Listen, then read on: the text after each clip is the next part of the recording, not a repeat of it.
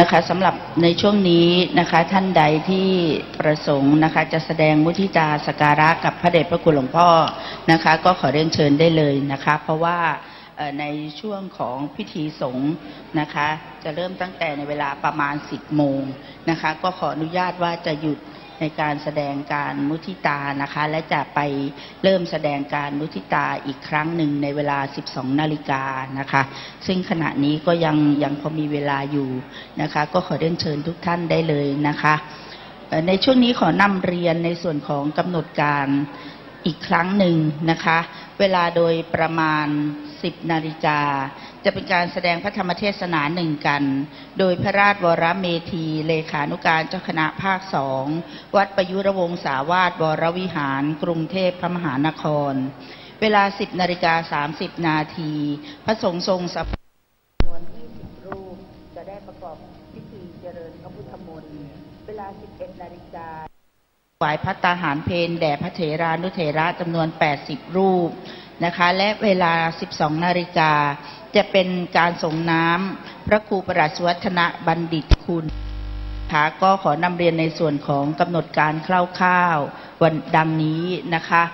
สำหรับรายนามพระสงฆ์ทรงสถาปนศักดิ์นะคะที่จะมาร่วมพิธีในวันนี้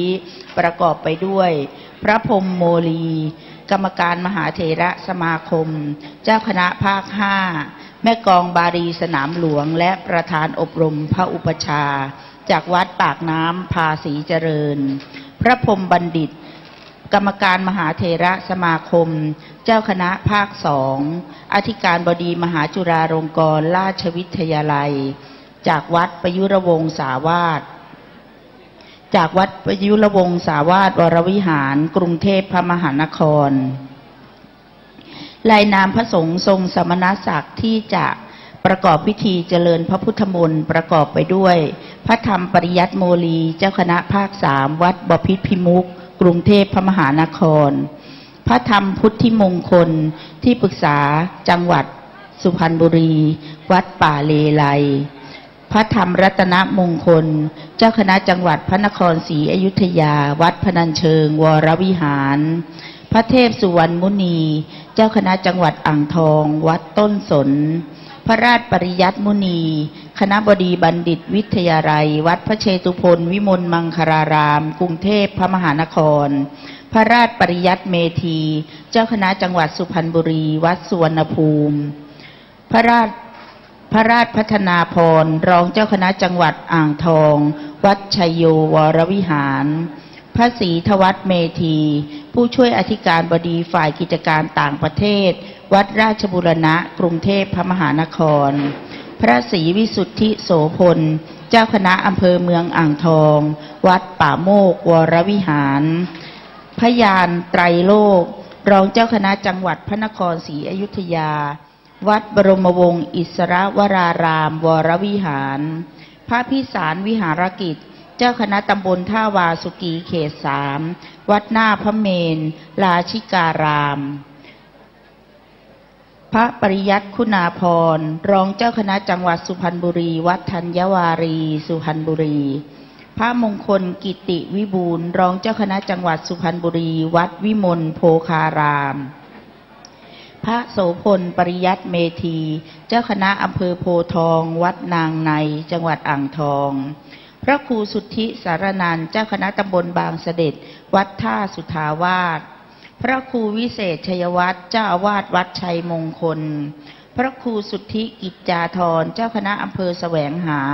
วัดอ่างทองวรวิหารพระครูโกศลสุวรรณาธรรองเจ้าอาวาสวัดสุวรรณภูมิพระครูประโชติธรรมารักษ์เจ้าอาวาสวัดกันตะธาราราม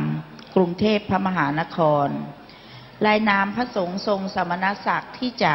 ร่วมฉันภัตตาหารเพลในวันนี้ประกอบไปด้วยพระสิริสุพรรณาภรณ์ผู้ช่วยเจ้าอาวาสวัดป่าเลไลวรวิหารสุพรรณบุรีพระครูปริยัตยานุศาสตร์รองเจ้าคณะอำเภอเมืองเชียงใหม่วัดฝ่ายหินเชียงใหม่ด็อกเตอร์พระมหาบางเขมานันโทเจ้าคณะอำเภอหนองหานวัดสันติวนารามอุดรธานี พระครูศรีสุตาคมเจ้าคณะอำเภอเดิมบางนางบวชวัดกรรมเชียนจังหวัดสุพรรณบุรี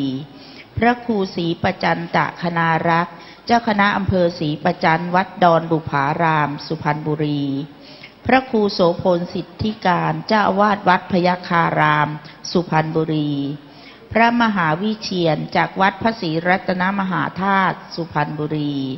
พระสมุนิรันดร์เจ้าอาวาสวัดบ้านสูตรสุพรรณบุรีพระสันติภาพจากวัดสุวรรณภูมิสุพรรณบุรีพระมหาโกมินทร์จากวัดสุวรรณภูมิสุพรรณบุรีพระประหลัดสันติอนารโยเจ้าอาวาสวัดโพนรมิตรจากสุพรรณบุรีพระครูพิพัฒน์สุวรรณาภรณ์รองเจ้าคณะอำเภอศรีประจันจากวัดหนองเพียนสุพรรณบุรีพระครูวิสุทธิชัยกุลเจ้าคณะอำเภอชัยโยวัดมหานามจังหวัดอ่างทองพระครูสิริวุฒิกิจเจ้าคณะอำเภอสามโก้วัดสามโก้จังหวัดอ่างทองพระครูปัญญาประโชติเจ้าคณะอำเภอวิเศษชัยชาญวัดห้วยโรงจังหวัดอ่างทองพระสิทธิกรจากวัดกันตะธารามกรุงเทพพระมหานครพระงอกบ่าวจากวัดกันตะธารามกรุงเทพพระมหานครพระครูวิสิตสังฆกิจที่ปรึกษาเจ้าอาวาสวัดกุญชรชาติการามจังหวัดอ่างทองพระอธิการยุทธานะธรรมโมเจ้าอาวาสวัดกุญชรชาติการามจังหวัดอ่างทองพระครูวิบูลย์ศรีรวิสุทธิ์เจ้าอาวาสวัดเกตจังหวัดอ่างทองพระมนตรีมุนินโทผู้ช่วยเจ้าอาวาสวัดเกตจังหวัดอ่างทองพระครูอรุณพัฒนากรเจ้าอาวาสวัดแจ้งจังหวัดอ่างทองพระมหายุทธกิติปัญโยพระสอนศีลธรรมวัดแจ้งจังหวัดอ่างทองพระสมบูรณ์เปมะสีโรผู้ช่วยเจ้าอาวาสวัดถนนจังหวัดอ่างทองพระอธิการพยนต์ยุตตธรรมโมเจ้าอาวาสวัดนรสิงห์จังหวัดอ่างทองพระครูสมุเดือนปุญญจาโรเจ้าคณะตำบลเอกราชวัดโบสถ์วรดิตพระครูสุวรรณกิจจารักษ์เจ้าอาวาสวัดโบสถ์สายทองจังหวัดอ่างทองพระครูโสภิตกิจจานุกิจเลขาเจ้าคณะอำเภอป่าโมกวัดป่าโมกวรวิหารพระครูวินัยธรปริญญาอาสโพเจ้าอาวาสวัดปราศาสตร์พระครูประโชติธรรมโคสิทธิ์เจ้าคณะตำบลสายทองวัดพายทองพระครูสังฆรักษ์นรงเดชทิตะสาโรผู้ช่วยเจ้าอาวาสวัดพายทองพระครูโสพลธรรมวิจารณ์เจ้าอาวาสวัดพิจารณ์โสพลพระสะอาดสุวีโรผู้ช่วยเจ้าอาวาสวัดพิจารณ์โสพลพระสุพจน์ถิตะสีโรผู้ช่วยเจ้าอาวาสวัดพิจารณ์โสพลพระครูพินิจธรรมาภิมลเจ้าอาวาสวัดพินิจธรรมสาร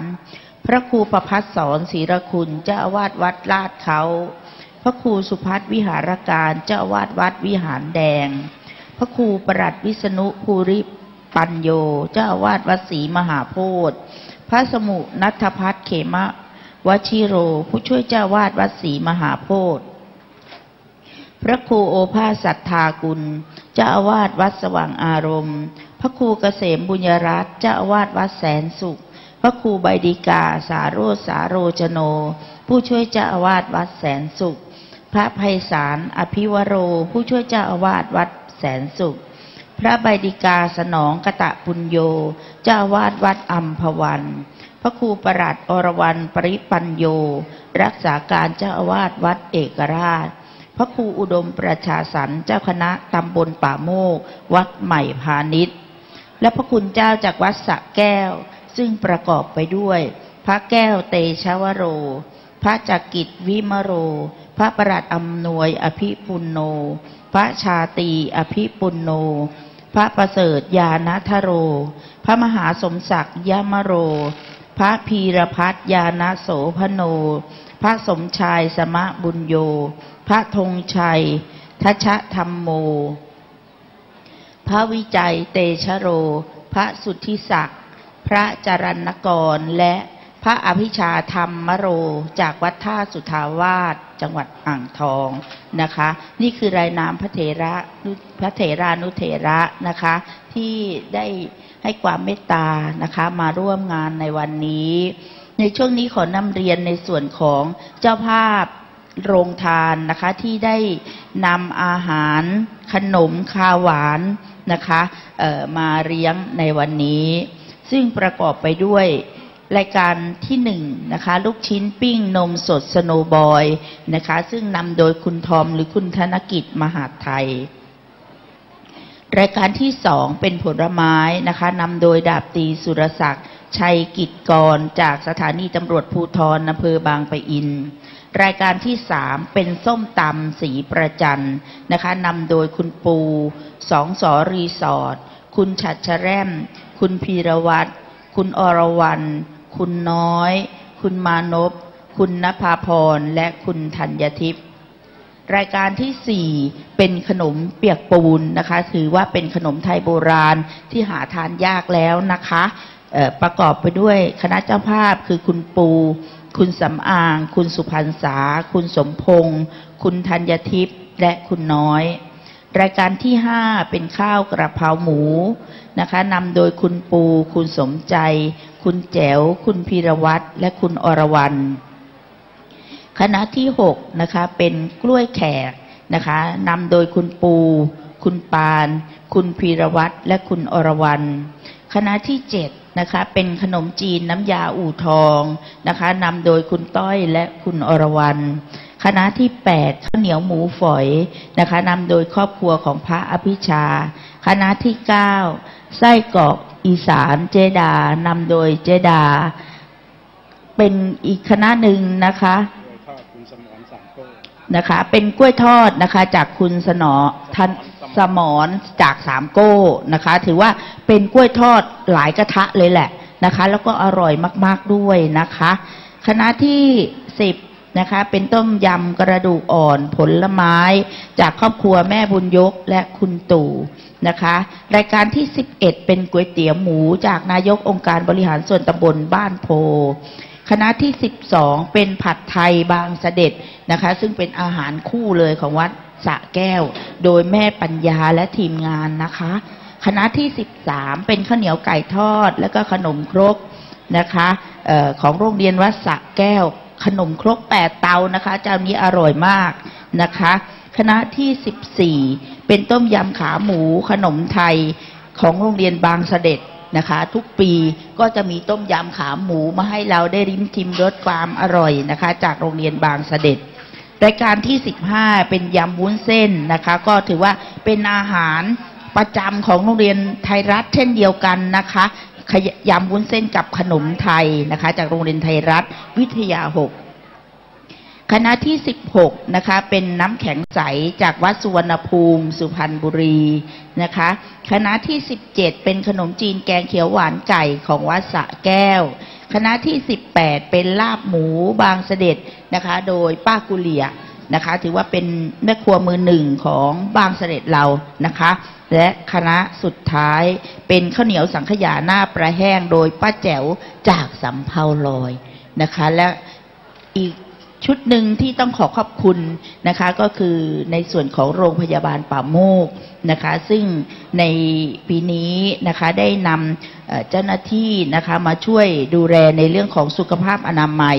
นะคะให้กับผู้ที่มาร่วมงานในวันนี้นะคะก็ต้องขอกราบขอบพระคุณในส่วนของท่านผู้อำนวยการนะคะและเจ้าหน้าที่ทุกท่านนะคะจากโรงพยาบาลป่าโมกมาอีกครั้งหนึ่งค่ะก็ขอกราบขอบพระคุณนะคะสำหรับท่านใดนะคะที่มาถึงแล้วนะคะยังไม่ได้ลองชิมอาหารอร่อยก็เรียนเชิญได้เลยนะคะและวันนี้เช่นเคยนะคะทุกท่านนอกจากจะได้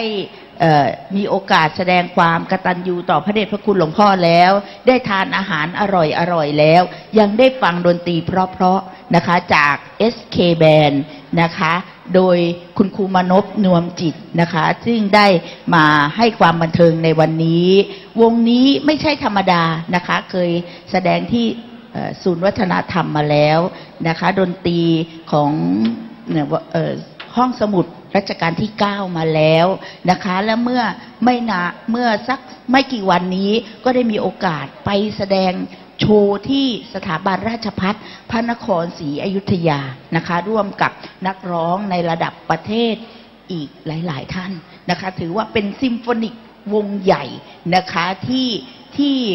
บรรเลงได้ไพเราะนะคะประทับใจผู้ฟังนะคะโดยเฉพาะอีกไม่กี่วันนะคะก็จะได้ไปแสดงงานระดับจังหวัดนะคะแล้วก็ยังมีงานใหญ่ๆที่รอคิวอีกหลายงานนะคะก็ต้อง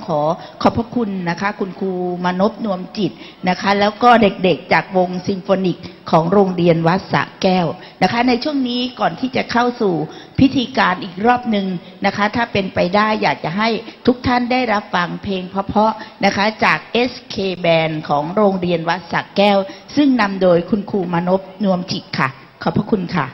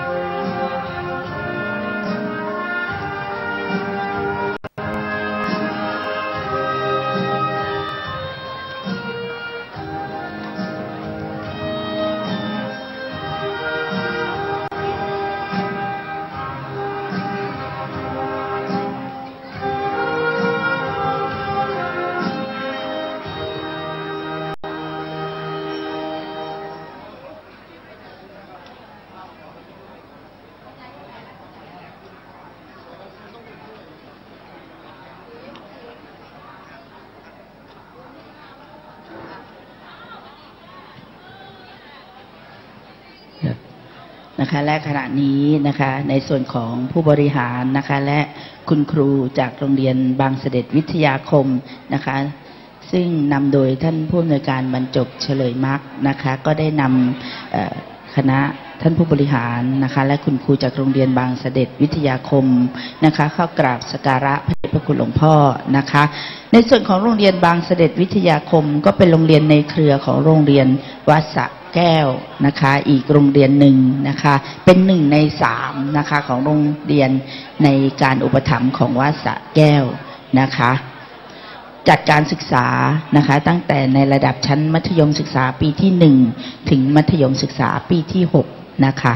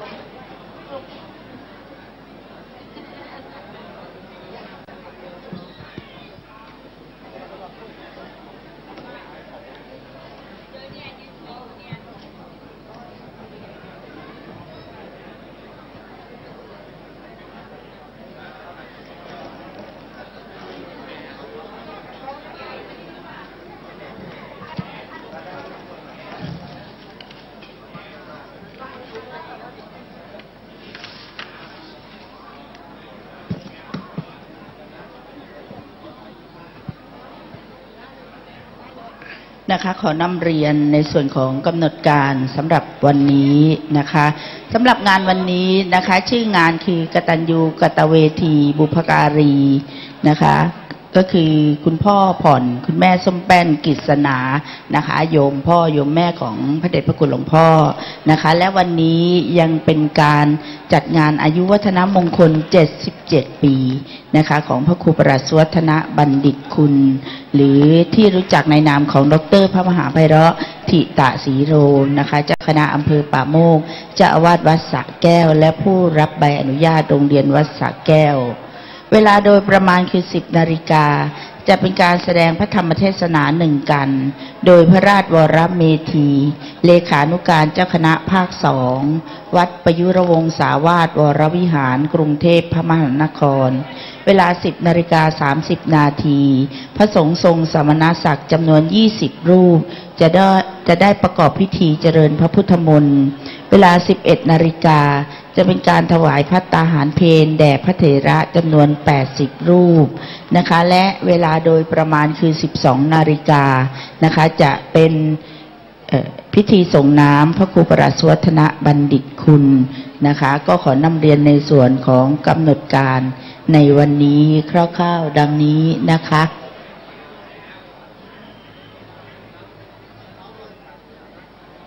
อะไรยังพ่อจุดทูปเทียนส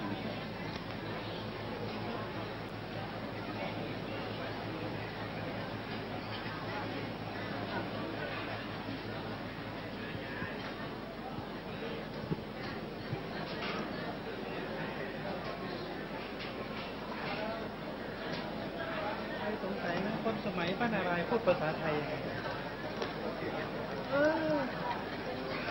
ใช่พูดภาษาไทยชัดเป๊ะเลยเป็นไปได้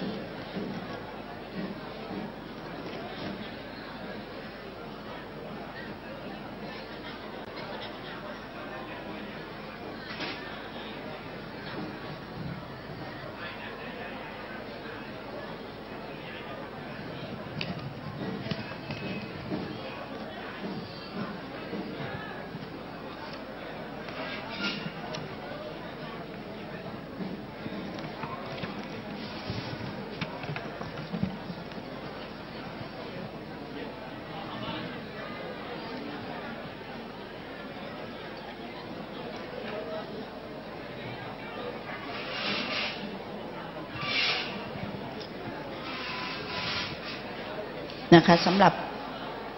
รายนามของพระสงฆ์ทรงสมณศักดิ์นะคะที่ จะได้เข้าร่วมงานในวันนี้นะคะในส่วนของพระเถรานุเถระนะคะระดับผู้ใหญ่นะคะก็จะประกอบไปด้วยพระพรหมโมลีกรรมการมหาเถระสมาคมเจ้าคณะภาค5แม่กองบารีสนามหลวงและประธานอบรมพระอุปชานะคะจากวัดปากน้ำภาษีเจริญกรุงเทพพระมหานครพระพรหมบัณฑิตกรรมการมหาเถระสมาคมเจ้าคณะภาค2อธิการบดีมหาจุฬาลงกรณราชวิทยาลัยวัดประยุรวงศาวาสรายนามพระสงฆ์ทรงสมณศักดิ์เจริญพระพุทธมนต์ประกอบไปด้วยพระธรรมปริยัติโมรีเจ้าคณะภาค3วัดบพิตรพิมุขพระธรรมพุทธิมงคลที่ปรึกษาจังหวัดสุพรรณบุรีวัดป่าเลไลพระธรรมรัตนมงคลเจ้าคณะจังหวัดพระนครศรีอยุธยาวัดพนัญเชิงวรวิหารพระเทพสุวรรณมุนีเจ้าคณะจังหวัดอ่างทองวัดต้นสนพระราชปริยัติมุนีคณบดีบัณฑิตวิทยาลัยวัดพระเชตุพนวิมลมังคลารามกรุงเทพพระมหานครพระราชปริยัติเมธีเจ้าคณะจังหวัดสุพรรณบุรีวัดสุวรรณภูมิพระราชพัฒนาพรรองเจ้าคณะจังหวัดอ่างทองวัดชัยโยวรวิหารพระศรีทวัฒน์เมธีผู้ช่วยอธิการบดีฝ่ายกิจการต่างประเทศวัดราชบูรณะกรุงเทพพระมหานครพระศรีวิสุทธิโสพลเจ้าคณะอำเภอเมืองอ่างทองวัดป่าโมกวรวิหารพระยานไตรโลกรองเจ้าคณะจังหวัดพระนครศรีอยุธยาวัดบรมวงศ์อิสระวรารามวรวิหารพระพิสารวิหารกิจเจ้าคณะตำบลท่าวาสุกรีเขต3วัดหน้าพระเมรุราชิการามพระปริยัติคุณาภรณ์รองเจ้าคณะจังหวัดสุพรรณบุรีวัดธัญวารีพระมงคลกิติวิบูลย์รองเจ้าคณะจังหวัดสุพรรณบุรีวัดวิมลโภคารามพระโสพลปริยัติเมธีเจ้าคณะอำเภอโพธิ์ทองวัดนางในพระครูสุทธิสารนันท์เจ้าคณะตำบลบางเสด็จวัดท่าสุทาวาสพระครูวิเศษชัยวัฒน์เจ้าอาวาสวัดชัยมงคลพระครูสุทธิกิจจาธรเจ้าคณะอำเภอแสวงหาวัดอ่างทองวรวิหารพระครูโกศลสุวรรณาธรรองเจ้าอาวาสวัดสุวรรณภูมิพระครูประโชติธรรมารักษ์เจ้าอาวาสวัดกันตะธารารามกรุงเทพพระมหานครรายนามพระสงฆ์สมณศักดิ์ที่จะฉันภัตตาหารเพลในวันนี้ประกอบไปด้วยท่านเจ้าคุณพระสิริสุพรรณาภรณ์ผู้ช่วยเจ้าอาวาสวัดป่าเลไลวรวิหารสุพรรณบุรีพระครูปริยัติตยานุศาสตร์รองเจ้าคณะอำเภอเมืองเชียงใหม่วัดฝ่ายหินดร.พระมหาบางเขมานันโทเจ้าคณะอำเภอหนองหานวัดสันติวนารามพระครูศรีสุตาคมเจ้าคณะอำเภอเดิมบางนางบวชวัดกรรมเชียนจังหวัดสุพรรณบุรีพระครูศรีประจันคณารักษ์เจ้าคณะอำเภอศรีประจันวัดดอนบุพารามจังหวัดสุพรรณบุรีพระครูโสพลสิทธิการเจ้าอาวาสวัดพยัคฆารามสุพรรณบุรีพระมหาวิเชียรวัดพระศรีรัตนมหาธาตุจังหวัดสุพรรณบุรีพระสมุนิรันดร์วัดบ้านสูตรจังหวัดสุพรรณบุรีพระสันติภาพจากวัดสุวรรณภูมิสุพรรณบุรีพระมหาโกมินทร์จากวัดสุวรรณภูมิสุพรรณบุรีพระประหลัดสันติอนารโยเจ้าอาวาสวัดโพนฤมิตรจังหวัดสุพรรณบุรีพระครูพิพัฒน์สุวรรณาภรณ์รองเจ้าคณะอำเภอศรีประจันจากวัดหนองเพียนสุพรรณบุรีพระครูวิสุทธิชัยกุลเจ้าคณะอำเภอชัยโยวัดมหานามจังหวัดอ่างทองพระครูสิริวุฒิกิจเจ้าคณะอำเภอสามโก้จังหวัดอ่างทองพระครูปัญญาประโชติเจ้าคณะอำเภอวิเศษชัยชาญวัดห้วยโลงจังหวัดอ่างทองพระสิทธิกรจากวัดกันตะธารามกรุงเทพพระมหานครพระงอกบ่าวจากวัดกันตะธารามกรุงเทพพระมหานครพระครูวิสิตสังฆกิจที่ปรึกษาเจ้าอาวาสวัดกุญชรชาติการามจังหวัดอ่างทองพ พระอธิการยุทธานะธรรมโมเจ้าอาวาสวัดกุญชรชาติการาม พระครูวิบูลย์ศรีรวิสุทธิ์เจ้าอาวาสวัดเกตพระมนตรีมุนินโทผู้ช่วยเจ้าอาวาสวัดเกตพระครูอรุณพัฒนากรเจ้าอาวาสวัดแจ้งพระมหายุทธกิติปัญโยพระสอนศีลธรรมจากวัดแจ้งพระสมบูรณ์เปมะสีโรผู้ช่วยเจ้าอาวาสวัดถนนพระอธิการพยนต์ยุตตะธรรมโมเจ้าอาวาสวัดนรสิงห์พระครูสมุเดือนปุญญจาโรเจ้าคณะตำบลเอกราชจากวัดโบสถ์วรดิตพระครูสุวรรณกิจจารักษ์เจ้าอาวาสวัดโบสถ์สายทองพระครูโสภิตกิจจานุกิจจากเลขาเจ้าคณะอำเภอป่าโมกจากวัดป่าโมกวรวิหารพระครูวินัยธรปริญญาอาสโพเจ้าอาวาสวัดปราศาสตร์พระครูประโชติธรรมโคสิทธิ์เจ้าคณะตำบลสายทองจากวัดพายทองพระครูสังฆรักษ์นรงเดชถิตสาโรผู้ช่วยเจ้าอาวาสวัดพายทองพระครูโสพลธรรมวิจารณ์เจ้าอาวาสวัดพิจารณ์โสพลพระสะอาดสุวีโรผู้ช่วยเจ้าอาวาสวัดพิจารณ์โสพลพระสุพจน์ถิตสีโรผู้ช่วยเจ้าอาวาสวัดพิจารณ์โสพลพระครูพินิจธรรมาพิมลเจ้าอาวาสวัดพินิจธรรมสารพระครูประภัสสรศรีรคุณเจ้าอาวาสวัดลาดเขาพระครูสุพัฒน์วิหารการเจ้าอาวาสวัดวิหารแดงพระครูประหลัดวิษณุภูริปัญโยเจ้าอาวาสวัดศรีมหาโพธิ์พระสมุนัทพัฒน์เขมะวชิโลผู้ช่วยเจ้าอาวาสวัดศรีมหาโพธิ์พระครูโอภาสสัทธาคุณเจ้าอาวาสวัดสว่างอารมณ์พระครูเกษมบุญยรัตน์เจ้าอาวาสวัดแสนสุขพระครูใบดิกาสาโรจน์สาโรจโนผู้ช่วยเจ้าอาวาสวัดแสนสุขพระพิสารอภิวโรผู้ช่วยเจ้าอาวาสวัดแสนสุขพระใบดิกาสนองกตปุญโญเจ้าอาวาสวัดอัมพวันพระครูประหลัดอรวรรณปริปัญโยจะรักษาการเจ้าอาวาสวัดเอกราชพระครูอุดมประชาสรรค์เจ้าคณะตำบลป่าโมกจากวัดใหม่พาณิชย์และในส่วนของพระคุณเจ้าวัดสระแก้วประกอบไปด้วยพระแก้วเตชะวโรพระจักริดวิมโลพระประหลัดอำนวยอภิปุณโนพระชาตรีอภิปุญโนพระประเสริฐญาณทโรพระมหาสมศักดิ์อมโรพระธีรพัฒน์ญาณโสพโนพระสมชายสมะปุญโยพระธงชัยทัชธรรมโม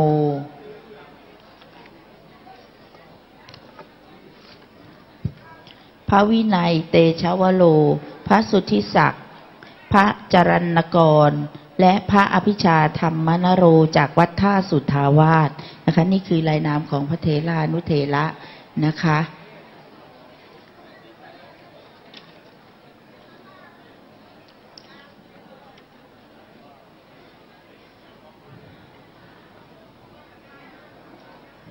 และขณะนี้พระเดชพระคุณพระราชวรเมธีเลขาเจ้าคณะภาคสองวัดประยุรวงศาวาสวรวิหารนะคะพระคุณเจ้าที่จะแสดงพระธรรมเทศนานะคะก็ได้มาถึงบริเวณพิธีเป็นที่เรียบร้อยแล้วและขอเรียนเชิญนะคะท่านคณะศิษยานุศิษย์และญาติโยมทั้งหลายนะคะที่มาร่วมงานในวันนี้อีกสักครู่หนึ่งนะคะเวลาโดยประมาณคือไม่เกิน5 นาทีนะคะจะเป็นการแสดงพระธรรมเทศนาหนึ่งกันนะคะโดยพระราชวรเมธีเลขานุการเจ้าคณะภาค2วัดประยุรวงศาวาสวรวิหารกรุงเทพพระมหานครนะคะซึ่งขณะนี้นะคะ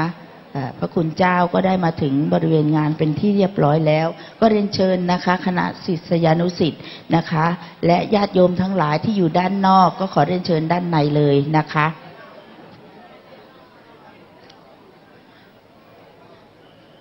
และขณะนี้นะคะท่านในอำเภอป่าโมกนะคะท่านไพบูลย์สุภบุญนะคะในอำเภอป่าโมกนะคะท่านก็ได้มาถึงบริเวณงานเป็นที่เรียบร้อยแล้วนะคะสักพักหนึ่งแล้วนะคะก็ขอต้อนรับนะคะท่านในอำเภอป่าโมกค่ะ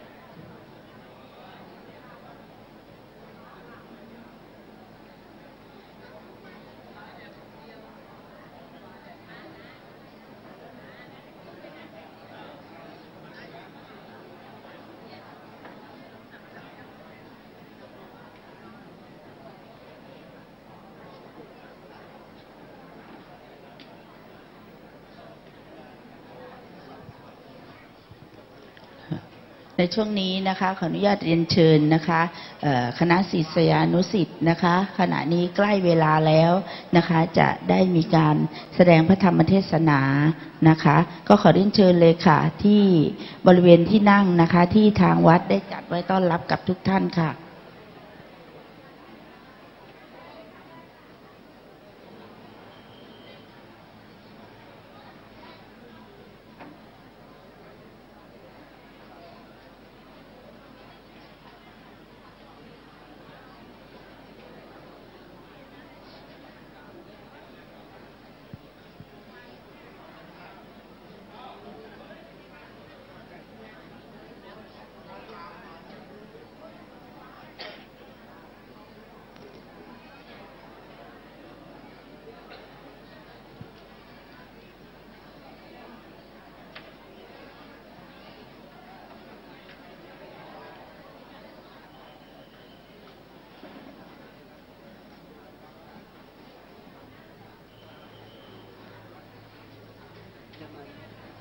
นี่อะไรที่หนูเนี่ยแหละอยู่ข้างๆเลยเนี่ยอยู่ตรงนี้ผมเดินไปหาอาจารย์น้ำมันแล้วอาจารย์อะไรอาจารย์น้ำมันนั่งอยู่ก็เดี๋ยวอาจารย์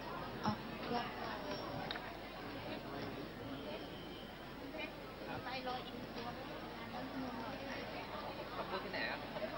อันนั้นต้องที่วัดอะครับ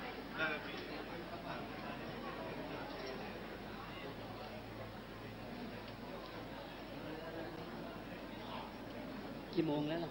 น้ำแล้วเนี่ยถึงเวลาแล้วได้เดี๋ยวหาไม้ให้พร้อมก่อน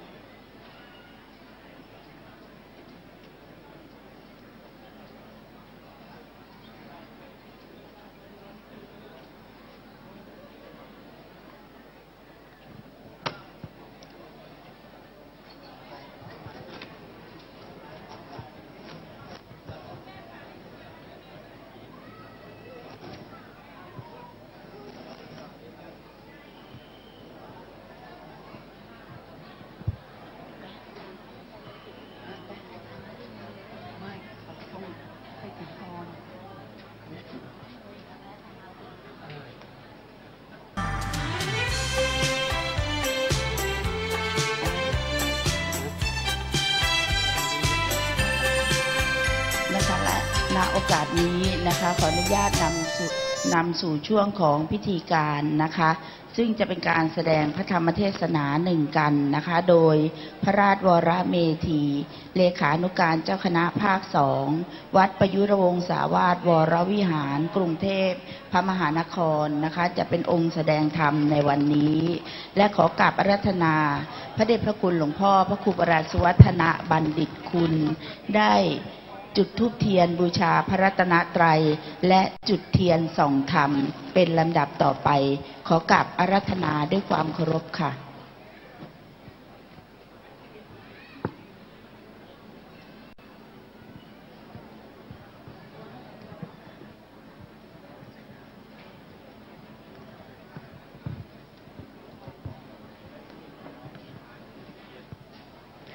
ขอเรียนเชิญนะคะคุณลุงจำลองกิษณานะคะเป็นผู้จุดเทียนส่องธรรมนะคะลุงได้ยืนตรงนี้แหละลุงได้ยืนตรงนี้จุดเทียนส่องธรรม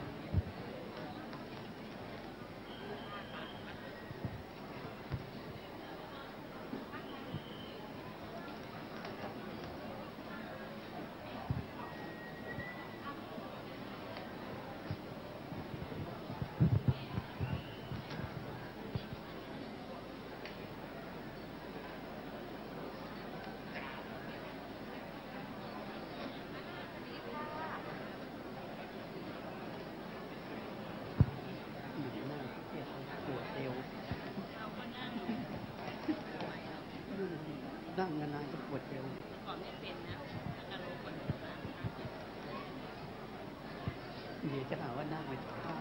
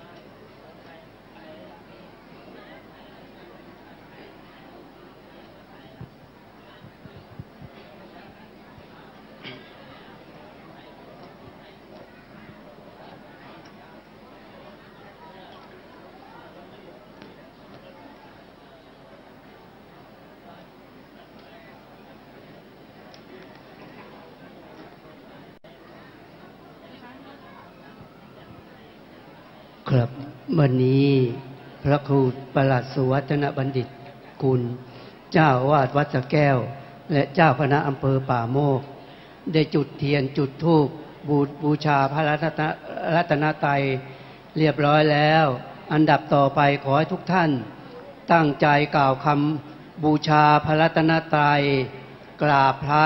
และขอสมาทานศีลนะครับ อิมินาสกาเลนะพุทธังอภิปูชยามะอิมินาสกาเลนะธัมมังอภิปูชยามะอิมินาสกาเลนะสังฆังอภิปูชยามะกราบพระพร้อมๆกันนะครับอะระหังสัมมาสัมพุทโธภควาพุทธังภควันตังอภิวาเทมิสวากขาโตภควตาธัมโมธัมมังนัมสสามิสุปฏิปันโนภควโตสาวกสังโฆสังฆังนะมามิครับอันดับต่อไปขอทุกท่านตั้งใจกล่าวคำอาราธนาศีลห้าพร้อมๆกันนะครับสาธุมยังพันเตวิสุงวิสุงลักขณทายาติสรเนนะสหะปัญจศีลานิยาจามาทุติยามปิมยังพันเตวิสุงวิสุงลักขณทายาติสรเนนะสหะปัญจศีลานิยาจามาตาติยามปิมยังพันเตวิสุงวิสุงลักขณทายาติสรเนนะสหะปัญจศีลานิยาจามานะโมตัสสะภะคะวะโตอะระหะโตสัมมาสัมพุทธัสสะนะโมตัสสะภะคะวะโตอะระหะโตสัมมาสัมพุทธัสสะนะโมตัสสะภะคะวะโตอะระหะโตสัมมาสัมพุทธัสสะนะโมตัสสะภะคะวะโตอะระหะโตสัมมาสัมพุทธัสสะนะโมตัสสะภะคะวะโตอะระหะโตสัมพุทธัสสะนะโมตัสสะภะคะวะโตอะระหะโตสัมมาสัมพุทธัสสะพุทธังสรณังคัจฉามิพุทธังสรณังคัจฉามิธัมมังสรณังคัจฉามิธัมมังสรณังคัจฉามิสังฆังสรณังคัจฉามิสังฆังสรณังคัจฉามิทุติยัมปิพุทธังสรณังคัจฉามิทุติยัมปิพุทธังสรณังคัจฉามิทุติยัมปิธัมมังสรณังคัจฉามิทุติยัมปิธัมมังสรณังคัจฉามิทุติยัมปิสังฆังสรณังคัจฉามิทุติยัมปิสังฆังสรณังคัจฉามิตติยัมปิพุทธังสรณังคัจฉามิตติยัมปิพุทธังสรณังคัจฉามิตติยัมปิธัมมังสรณังคัจฉามิตติยัมปิธัมมังสรณังคัจฉามิตติยัมปิสังฆังสรณังคัจฉามิตติยัมปิสังฆังสรณังคัจฉามิ ติสรณะขมนัง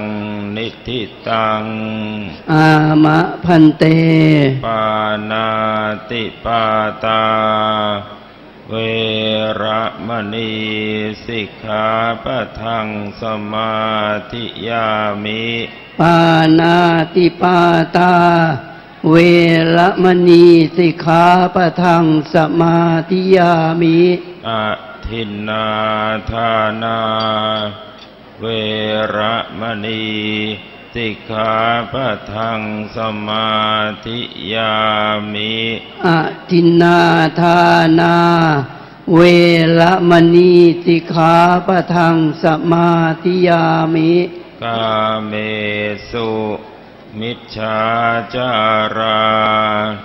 เวระมณีสิกขาปะทังสมาธิยามิกาเมสุมิจฉาจาราเวระมณีสิกขาปะทังสมาธิยามิมุสาวาทาเวระมณีสิกขาปะทังสมาธิยามิมุสาวาทาเวระมณีสิกขาปะทังสมาธิยามิสุราเมรยมัชฌะปมาทฐานาเวระมณีสิกขาปะทังสมาธิยามิสุราเมรยมัชฌะปมาทฐานาเวระมณีสิกขาปะทังสมาธิยามิอิมานิปัญจสิกขาปทานิสีเลนะสุขติงยันติสาธุสีเลนะโภคสัมปทาสาธุสีเลนะนิพุติงยันติตัสมาสีลังวิโสทะเยสาธุพระมาจะโลกาทิปติสามปฏิกัดอัญชลีอันทิวลังอายาจะถาสันติทาสัตตาปาลาชักขาชาติกาเทเสตุธรรมังอนุกรรมปิมังปะชังท้าวสหัมบดีพร้อมเป็นบรมในพรหมมาทรงฤทธิ์ที่ศักดากว่าบริษัททุกหมู่พรหมน้อมหัดนามหัสการปฏิสถานหน้าที่สมควรแล้วจึงบังคมชุลีบาทพระสัมมาขอพรอันประเสริฐวรเลิศมโหฬารปวง สัตว์ในโลกา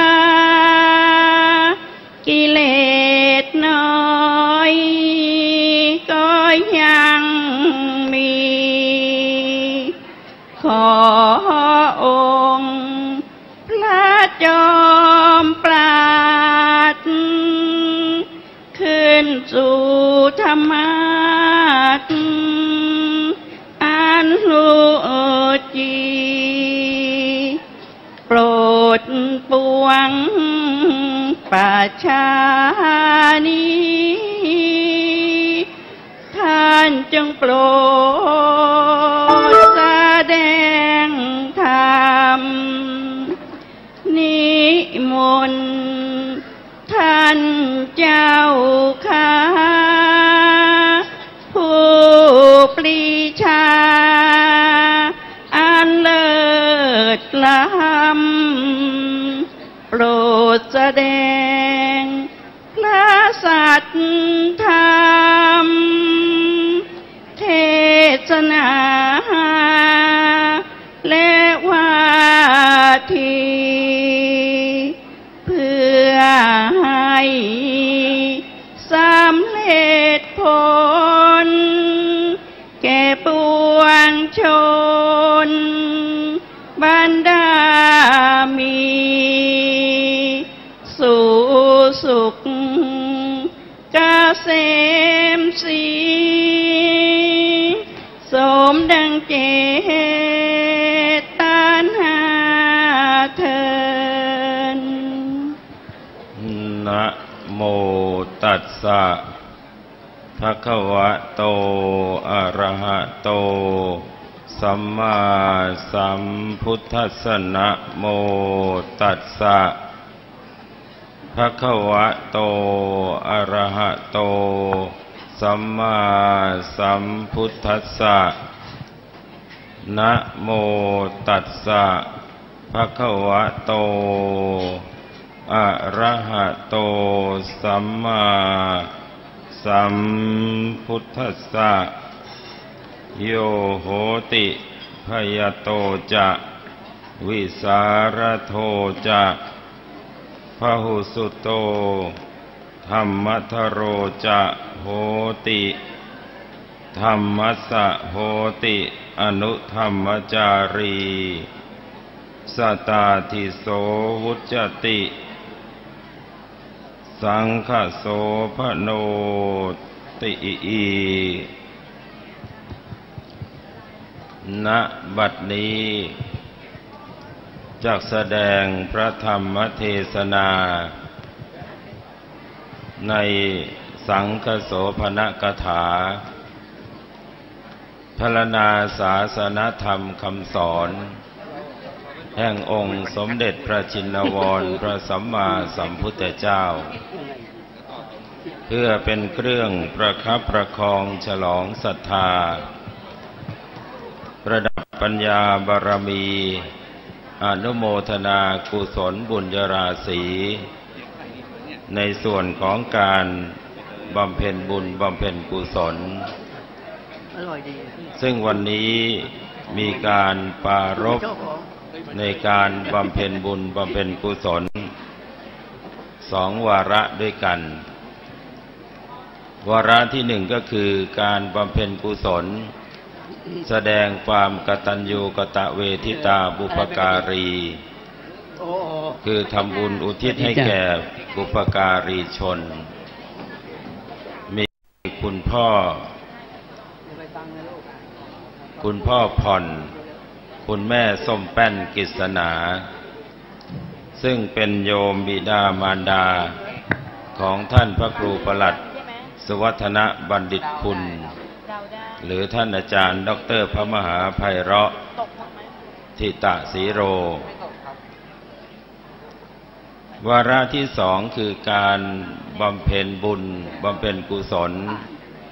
ฉลองอายุวัฒนมงคลในโอกาสที่ท่านพระครูประหลัดสุวัฒนบัณฑิตคุณเจริญอายุวัฒนมงคลครบ77 ปีและพ่วงการบำเพ็ญกุศลวาระที่3คือการฉลองในการที่ท่านพระครูประหลัดสุวัฒนบัณฑิตคุณได้มาดำรงตำแหน่งเจ้าอาวาสวัดสระแก้วแห่งนี้เป็นเวลา1 ทศวรรษหรือเป็นเวลา10 ปีและนอกจากนี้ อาจจะฉลองในเรื่องอื่นๆอย่างเช่นได้รับแต่งตั้งเป็นพระครูประหลัดสวัฒนบัณฑิตคุณในพระเดชพระคุณพระพรหมบัณฑิตกรรมการมหาเถรสมาคมเจ้าคณะภาค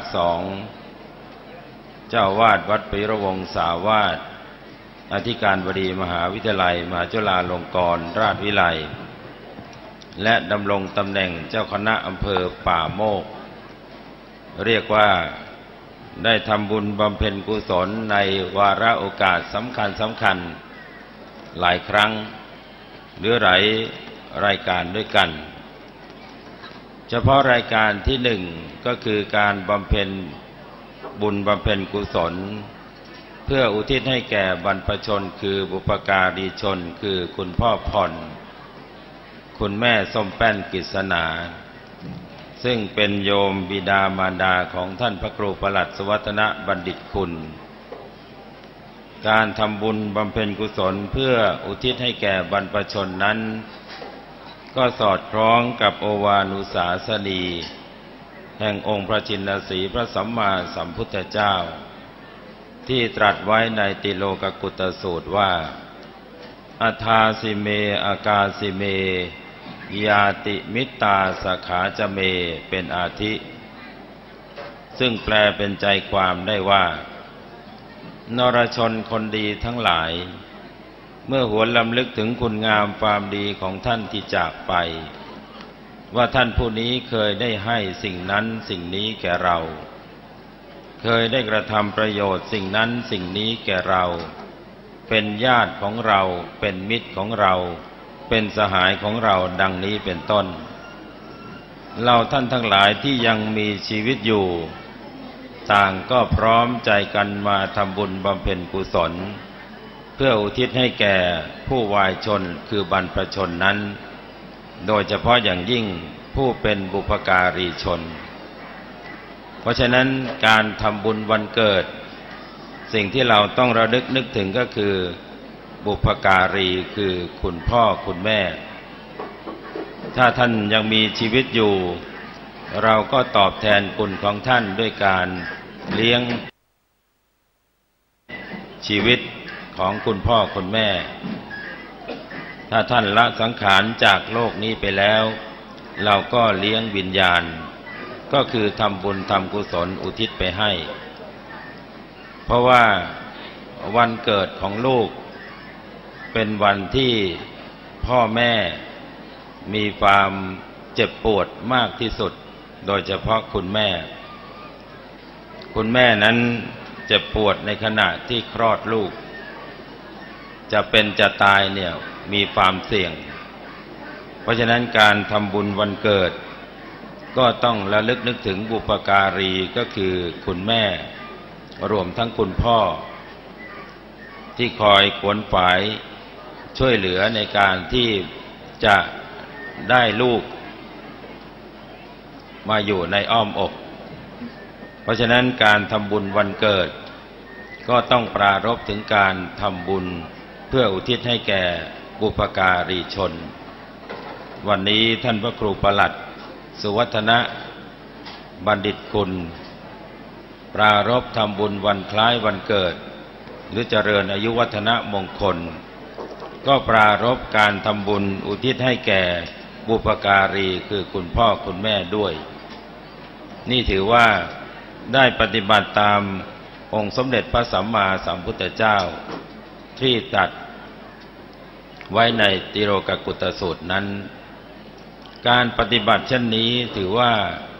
เป็นการแสดงออกซึ่งความกตัญญูกตเวทีเป็นการตอบแทนพระคุณของผู้มีพระคุณโดยเฉพาะคุณพ่อคุณแม่เมื่อท่านละสังขารจากโลกนี้ไปแล้วเราก็ตอบแทนคุณท่านด้วยการทำบุญบำเพ็ญกุศลอุทิศไปให้เรียกว่าตอบแทนให้งามตามสมควรดังคำประพันธ์ที่ว่ากตัญญูรู้คุณท่านสำคัญนักนี้เป็นหลักคนดีมีครบถ้วนตอบแทนท่านให้งามตามสมควรคนดีล้วนใจมั่นกตัญญู การแสดงออกซึ่งความกตัญญูกตเวทีนั้นเป็นนิมิตหมายหรือเป็นเครื่องหมายของคนดีเพราะฉะนั้นเครื่องหมายของคนดีก็คือความกตัญญูกตเวทีดังที่ท่านพระครูประหลัดสุวัฒนะบัณฑิตคุณได้แสดงให้ปรากฏอยู่ในขณะนี้นี่คือการบำเพ็ญกุศลส่วนที่หนึ่งการบำเพ็ญกุศลส่วนที่สองก็คือการบำเพ็ญกุศลในโอกาสเจริญอายุวัฒนมงคลครบ77 ปีของท่านพระครูประหลัดสุวัฒนะบัณฑิตคุณหรือท่านอาจารย์ดร.พระมหาไพเราะสิตะสีโรเจ้าวาดวัดสระแก้วเจ้าคณะอำเภอป่าโมกจังหวัดอ่างทองซึ่งท่านได้เจริญวัยมาจนครบ77 ปีแล้วก็เข้าสู่ร่มกาสาวพัส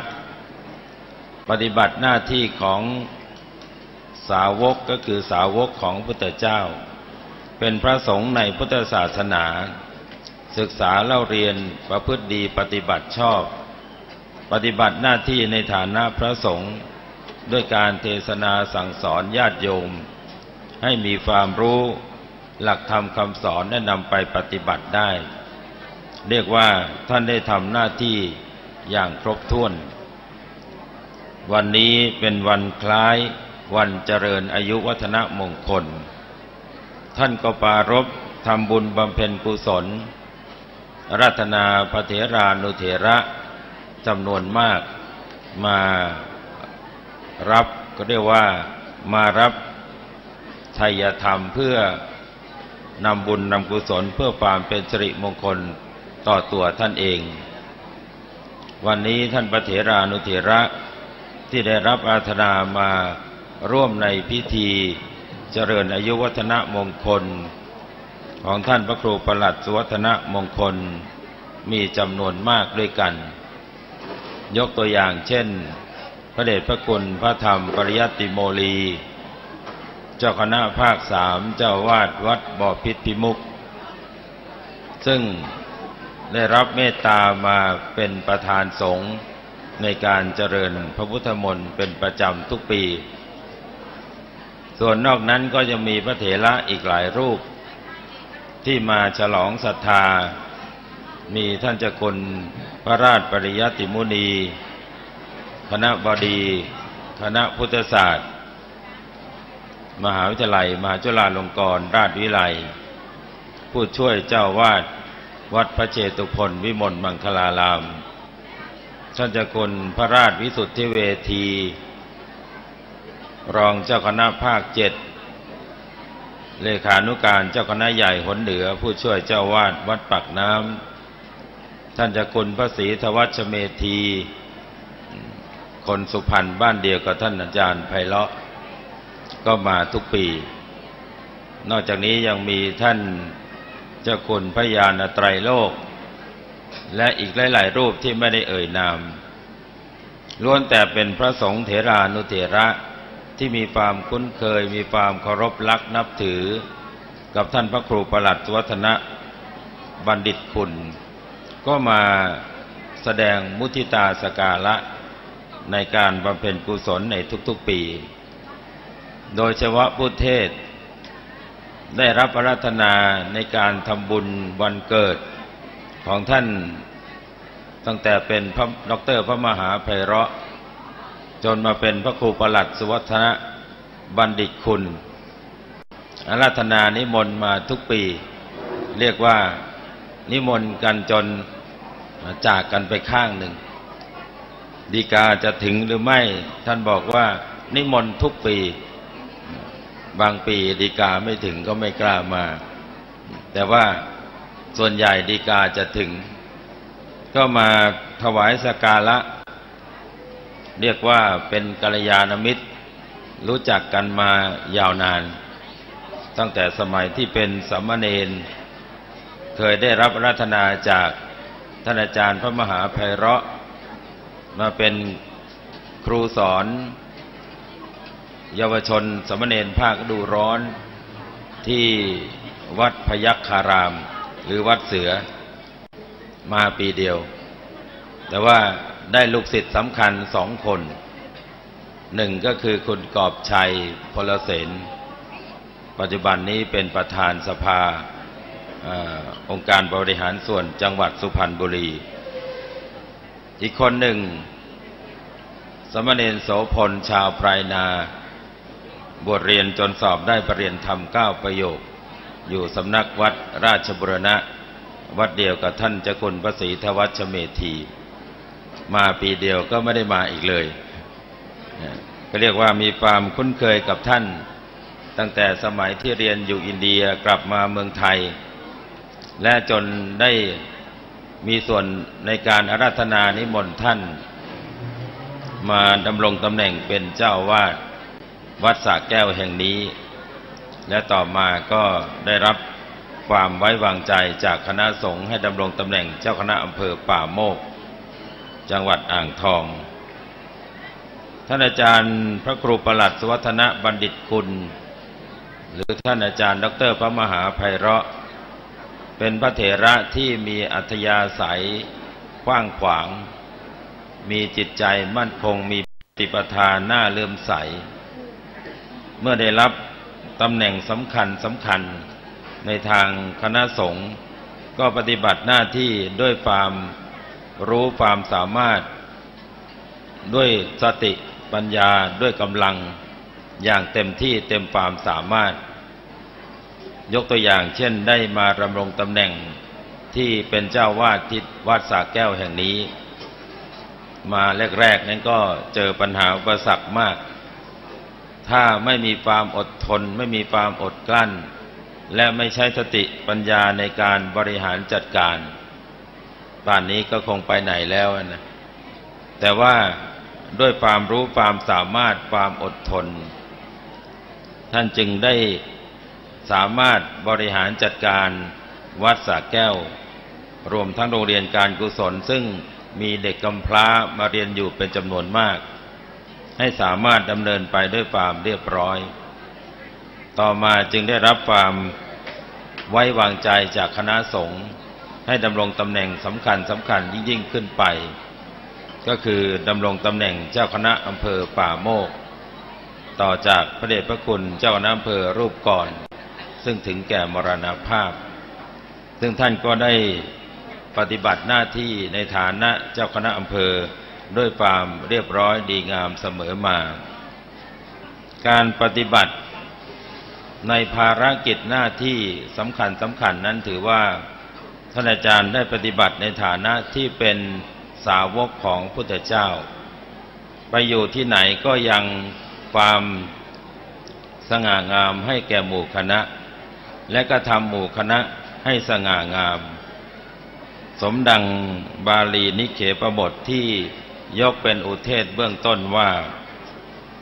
โยโหติพยัตโตจะวิสารโทจะเป็นอาทิซึ่งแปลเป็นใจความได้ว่า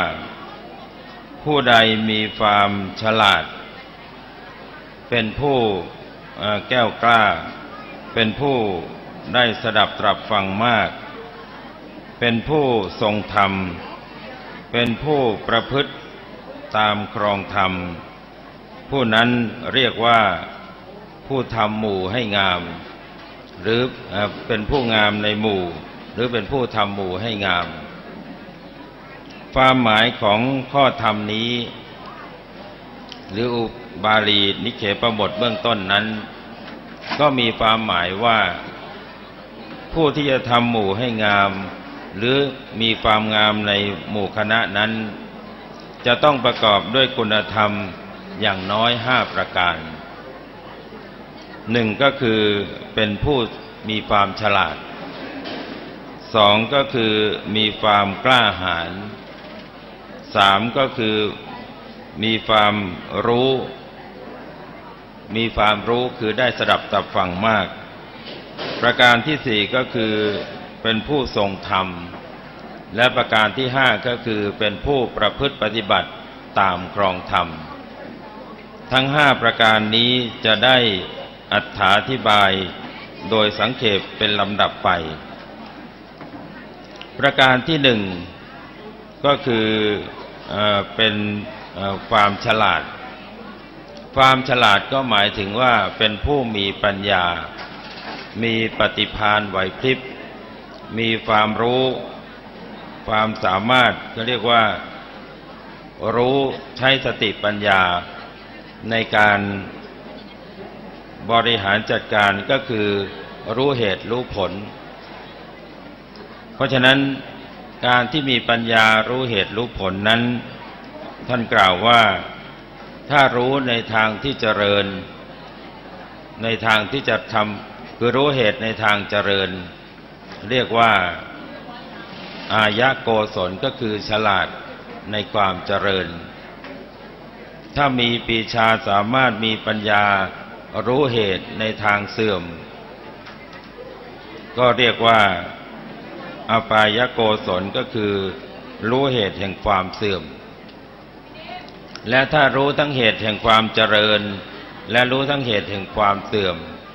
เรียกว่าอุปายโกศลก็คือรู้ทั้งเหตุแห่งความเจริญและความเสื่อมผู้มีปัญญานั้นจึงถือว่ามีความรู้ทั้งในความเจริญและในความเสื่อม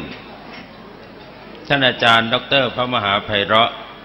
หรือท่านพระครูประหลัดสุวัฒนบัณฑิตกุลเป็นผู้ที่มีปัญญาเป็นผู้ที่มีปฏิภาณไหวพริบในการที่จะบริหารจัดการงาน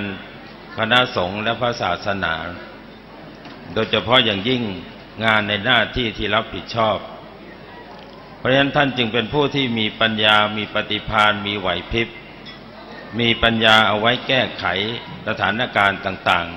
ๆรู้เท่าทันสถานการณ์ต่างๆรู้เท่าเอาไว้ป้องกันรู้ทันเอาไว้แก้ไขนี่เรียกว่าความฉลาดก็คือมีปัญญามีสติปัญญามีไหวพริบประการที่สองความกล้าหาญความกล้าหาญในที่นี้ก็คือมีความอดทนมีความบากบั่นมีความไม่ย่อท้อต่อปัญหาอุปสรรค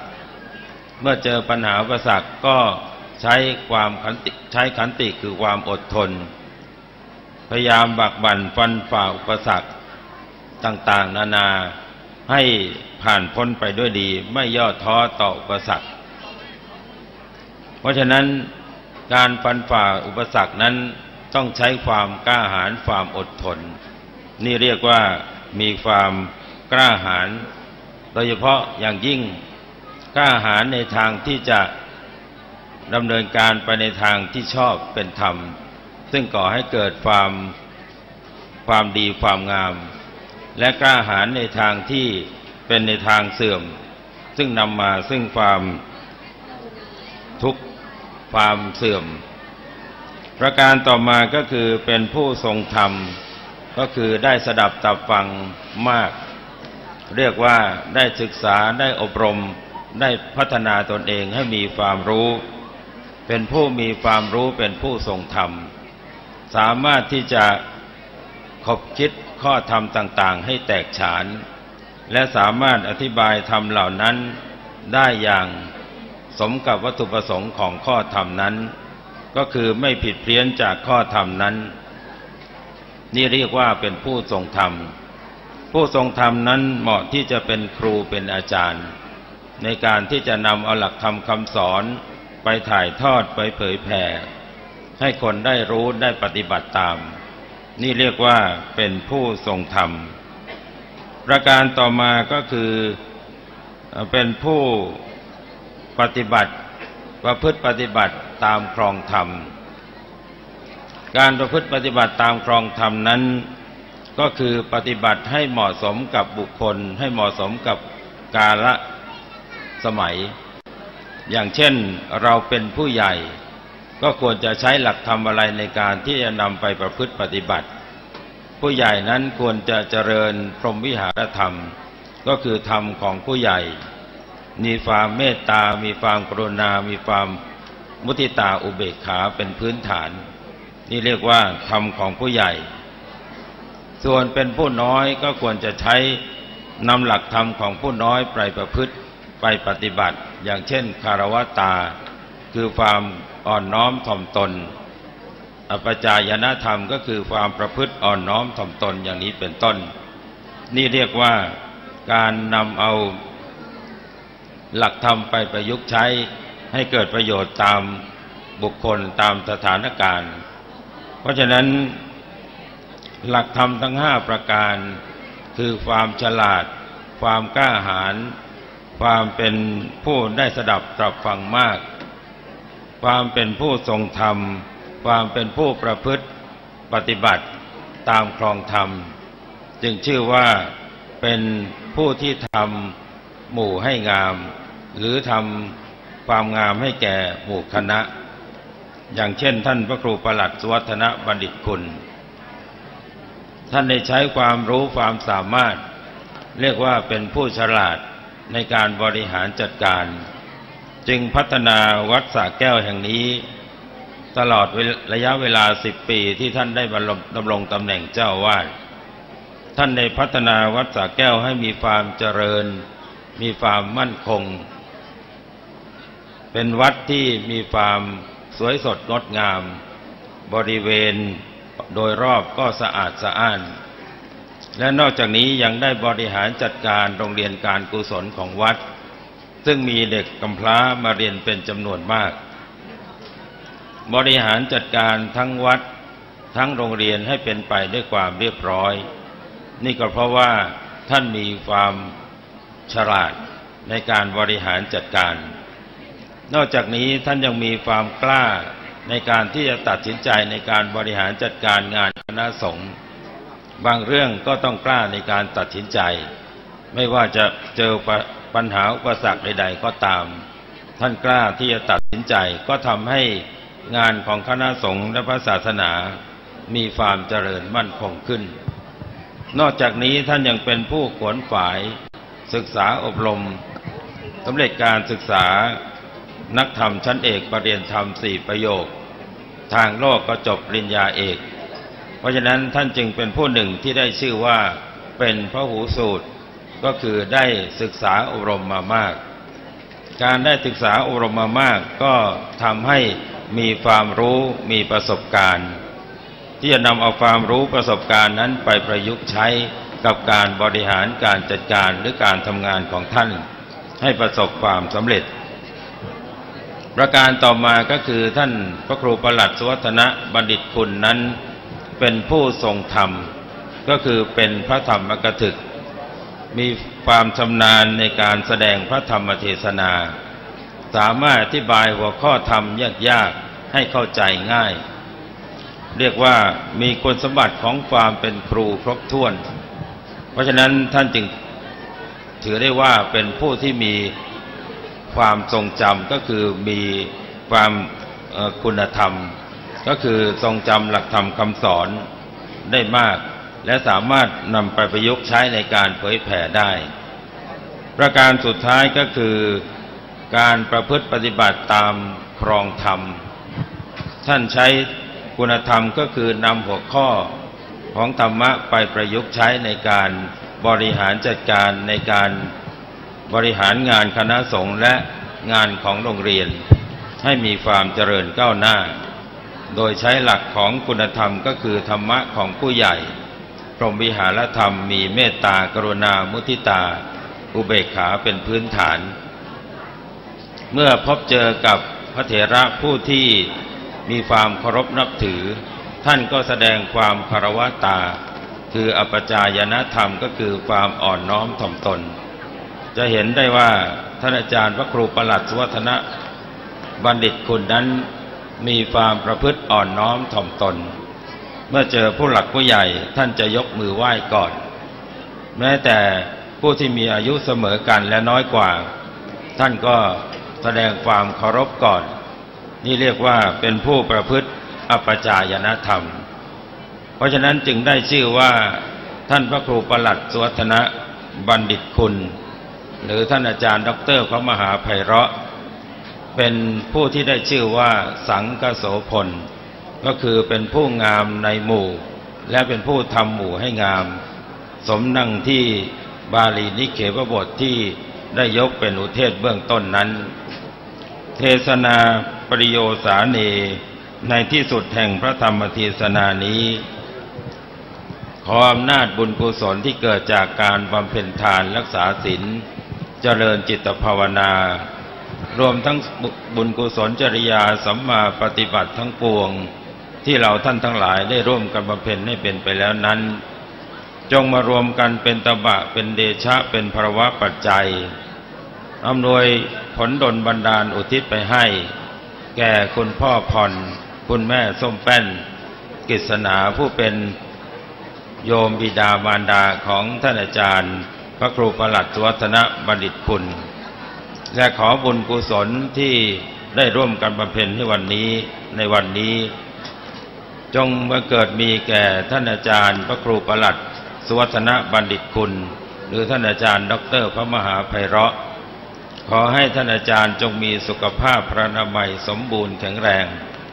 เป็นที่พึ่งของศิษยานุศิษย์เป็นเสาหลักของคณะสงฆ์ในอำเภอป่าโมกจังหวัดอ่างทองอันหนึ่งขอบุญกุศลกิริยาสัมมาปฏิบัติที่ได้ร่วมกันบำเพ็ญนี้จงเป็นปฏิพรย้อนกลับคืนให้ท่านพระเถรานุเถระญาติโยมสาธุชนทุกรูปทุกท่านจงมีความสุขความเจริญทั้งในชีวิตส่วนตัวครอบครัวและการงานโดยปราศจากทุกโศกโรคภัยอุปัฏฐวันอันตรายทั้งปวงมีความเจริญยิ่งขึ้นไปในร่มธรรมแห่งองค์สมเด็จพระสัมมาสัมพุทธเจ้าเจริญด้วยจตุรพิธพรชัยมีอายุวันนะสุขภละจึงพร้อมด้วยปฏิภาณธนสารสมบัติคุณสารสมบัติธรรมสารสมบัตินึกปรารถนาสิ่งใดที่ชอบประกอบด้วยธรรมขอความปรารถนานั้นจงพลันสำเร็จสมโนรสมุ่งมา่ปรารถนาจงทุกประการรับประทานแสดงพระธรรมเทศนาในโสภณกถาก็สมสมัยได้เวลาจึงขอสมมุติยุติลงคงไว้แต่เพียงเท่านี้เอวังก็มีด้วยประการฉนี้สาธุสาธุสาธุอนุโมทามิ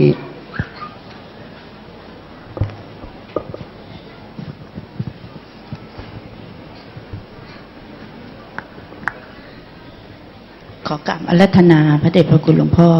พระครูประหลัดสุวัฒนบัณฑิตคุณได้ถวายเครื่องกันเทศขอกราบอาราธนาด้วยความเคารพค่ะ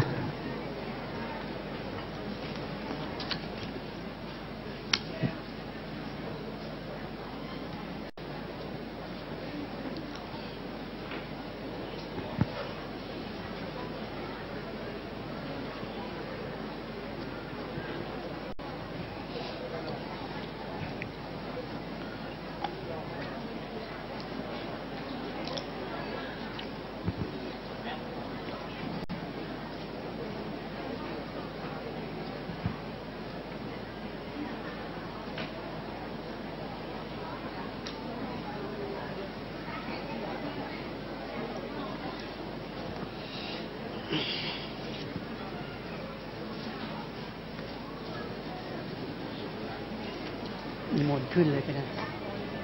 นะไม่รู้สิไม่รู้อาราธนาพระคุณเจ้าที่จะสวดมนต์นี่เลยและลำดับต่อไปนะคะขอกราบอาราธนาพระสงฆ์ทรงสมณศักดิ์ที่จะเจริญพระพุทธมนต์ลำดับแรกนะคะขอกราบอาราธนาพระธรรมปริยัติโมรีเจ้าคณะภาค3วัดบพิตรพิมุขพระเทพสุวรรณมุนีเจ้าคณะจังหวัดอ่างทองวัดต้นสนพระราชปริยัติมุนีคณบดีบัณฑิตวิทยาลัยวัดพระเชตุพนวิมลมังคารารามพระราชปริยัติเมธีเจ้าคณะจังหวัดสุพรรณบุรีวัดสุวรรณภูมิพระศรีทวัฒน์เมธีผู้ช่วยอธิการบดีฝ่ายกิจการต่างประเทศวัดลาดบูรณะพระศรีวิสุทธิโสพลเจ้าคณะอำเภอเมืองอ่างทองวัดป่าโมกวรวิหารพระญาณไตรโรค รองเจ้าคณะจังหวัดพระนครศรีอยุธยาวัดบรมวงศ์อิสระวรารามวรวิหารพระพิสารวิหารกิจเจ้าคณะตำบลท่าวาสุกรีเขต3วัดหน้าพระเมรุราชิการามพระปริยัติคุณาภรณ์รองเจ้าคณะจังหวัดสุพรรณบุรีวัดธันวารีพระมงคลกิตติวิบูลย์รองเจ้าคณะจังหวัดสุพรรณบุรีวัดวิมลโภคารามพระโสพลปริยัติเมธีเจ้าคณะอำเภอโพธิ์ทองวัดนางในพระครูสุทธิสารนันท์เจ้าคณะตำบลบางเสด็จวัดท่าสุทธาวาสพระครูวิเศษชัยวัฒน์เจ้าอาวาสวัดชัยมงคลพระครูสุทธิกิจจาธรเจ้าคณะอำเภอแสวงหาวัดอ่างทองวรวิหารพระครูโกศลสุวรรณาธรรองเจ้าอาวาสวัดสุวรรณภูมิพระครูประโชติธรรมารักษ์เจ้าอาวาสวัดกันตะธารารามขอกราบอาราธนาพระคุณเจ้าที่ได้อ่านรายนามไปเมื่อสักครู่นี้ด้วยความเคารพค่ะ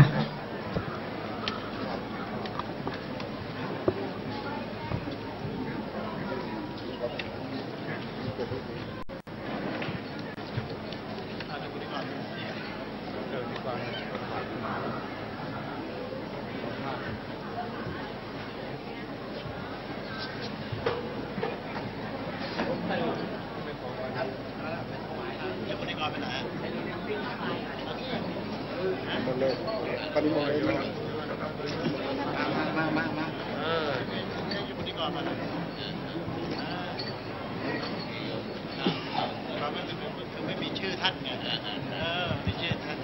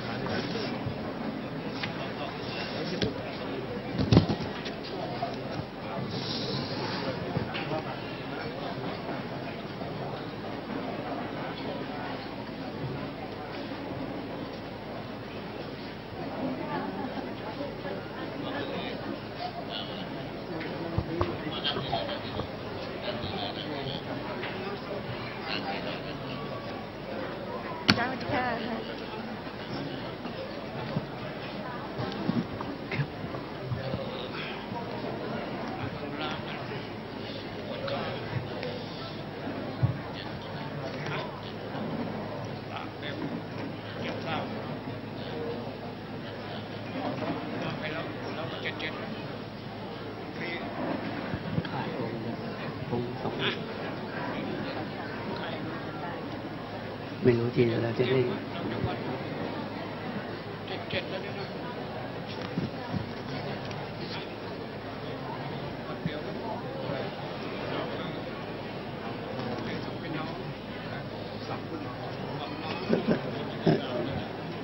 ผู้ที่ถาม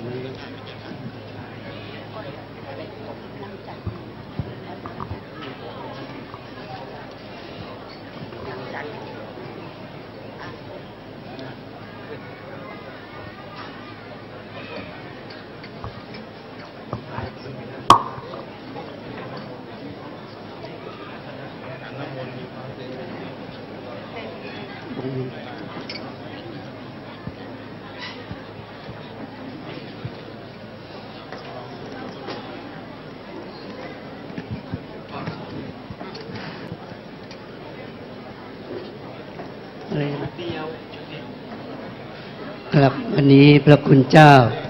ได้ขึ้นอสงฆ์เป็นที่เรียบร้อยแล้วอันดับต่อไปขอทุกท่านกราบพระพร้อมๆกันนะครับอะระหังสัมมาสัมพุทโธภควาพุทธังภควันตังอภิวาเทมิสวากขาโตภควตาธัมโมธัมมังนัมสสามิสุปฏิปันโนภควโตสาวกสังโฆสังฆังนะมามิส สาธุวิปติปฏิภาหายะสัพพสัมปติสิทธิยาสัพพทุกขวินาศายะปริตังทูทมังคลังวิปติปฏิภาหายะสัพพสัมปติสิทธิยาสัพพพยวินาศายะปริตังทูทมังคลังวิปติปฏิภาหายะสัพพสัมปติสิทธิยาสัพพโลกวินาศายะปริตังทูทมังคลังตวานเมตังสเมตาปะทันตาอวิคิตจิตตาปริตังพนันตุจักเขกาเมจลูเปกิลิสิขรตเตจันตลิเควิมาเนทิเปรเทจคาเมตลุวนาคาเนเกหวทุมิเกเตภุมมาจายันตุเทวาชละทละวิสเมยักขะขันธปนาคาติทันตาสันติเกยังมุนิวละวัจนังสาธโวเมสุนันตุธรรมัสสวนกาโลอะยัมภทันตาธรรมัสสวนกาโลอะยัมภทันตาธรรมัสสวนกาโลอะยัมภทันตานะโมตัสสะภะคะวะโตอะระหะโตสัมมาสัมพุทธัสสะนะโมตัสสะภะคะวะโตอะระหะโตสัมมาสัมพุทธัสสะนะโมตัสสะภะคะวะโตอะระหะโตสัมมาสัมพุทธัสสะพุทธังสรณังคัจฉามิธัมมังสรณังคัจฉามิสังฆังสรณังคัจฉามิทุติยัมปิพุทธังสรณังคัจฉามิทุติยัมปิธัมมังสรณังคัจฉามิทุติยัมปิสังฆังสรณังคัจฉามิตติยัมปิพุทธังสรณังคัจฉามิตติยัมปิธัมมังสรณังคัจฉามิตติยัมปิสังฆังสรณังคัจฉามินะโมอะระหะโตสัมมาสัมพุทธัสสะมะเหสิโนนะโมพุทธปธรรมสัสวะคาตาเตวะเตหิตมะโมมหาสังฆาสาปิวิสุทธเสรเทติโนนะโมโอมาติยาลาตาสรตนาจยาสสารุกังนะโมโอมกาติตาสตาสวะตุตยาสปินะโมการะภะภาเวนะมิกาจันตุปัสสวะนะโมการะนุภาเวนะสุวันติโหตุสัพพทานะโมการะสะเตเทนะวิธิมิโหมิเตจวายังกินจิวิตังอิตวาอุนังวาสุเตสุวายังรัตนังปณิตังนันโนอา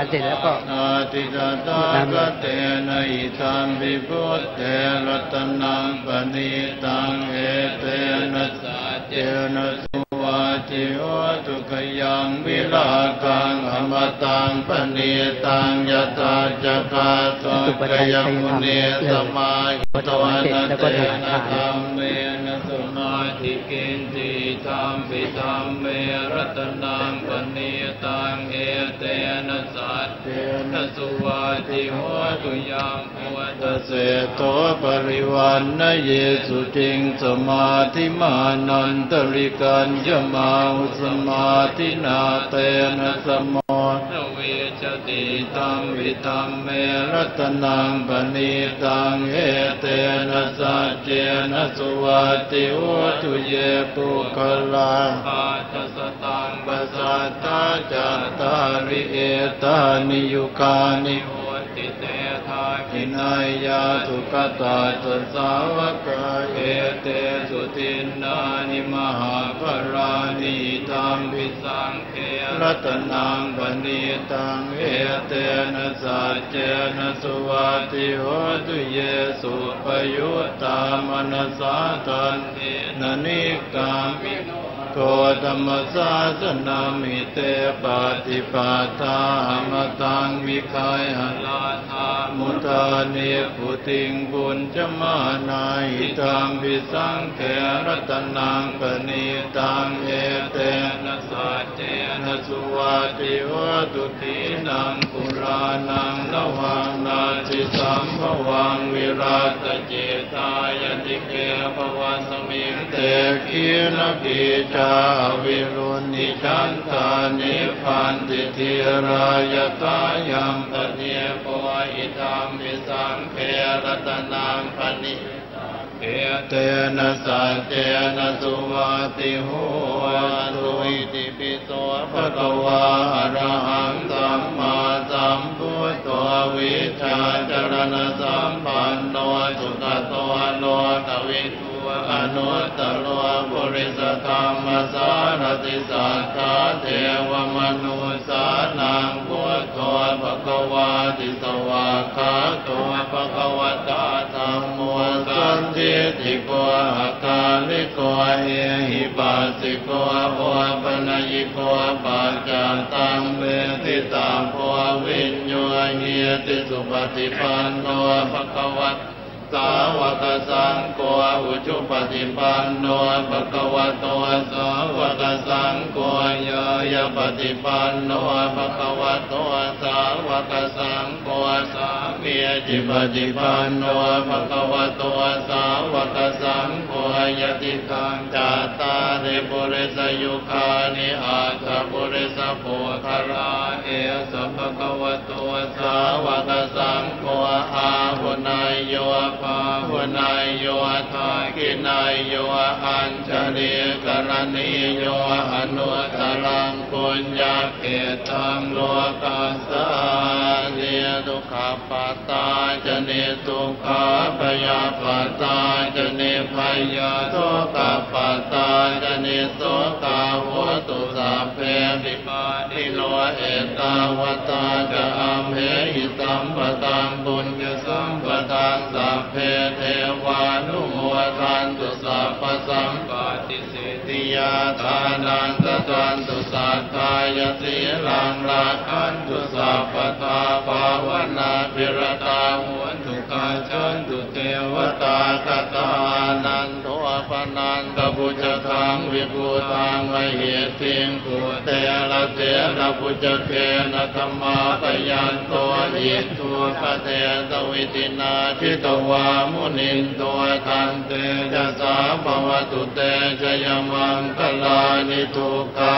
ทิติปุจเกนะสุตาสหัสสังพรหมังวิสวติจุติเมติภกาภิธานังญาณคเตนะวิตินาจิตวามุนินโททันเตจะสาภวตุเตชยมังคลานิเอตาปิพุทธชยมังคลาอัตถคาทายโยวาจโนทินาทิเนสรเตมตังติหิตวานเนกวิวิธานิจุปัฏฐวานิโมกขังสุขังอธิกมายนะโลสปัญโย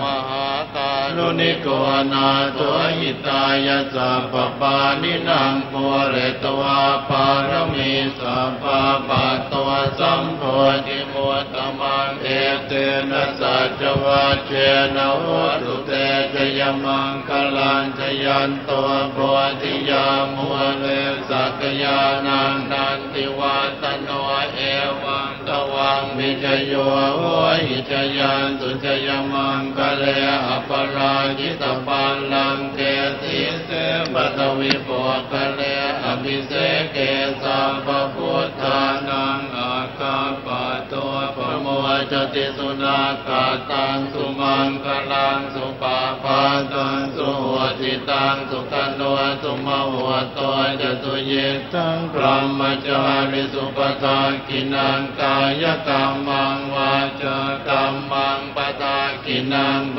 ทากินังมโนกรรมังปณิติเตปทากินาปทากินานิกตวานรพันตาเตปทากิเนภวตุสัพพมังครังรักขันตุสัพพเทวตาสัพพพุทธานุภาเวนัสตาโสติภวันตุเตภวตุสัพพมังคลังรักขันตุสัพพเทวตาสัพพธัมมานุภาเวนัสตาโสติภวันตุเตภวตุสัพพมังคลังรักขันตุสัพพเทวตาสัพพสังฆานุภาเวนัสตาโสติภวันตุเต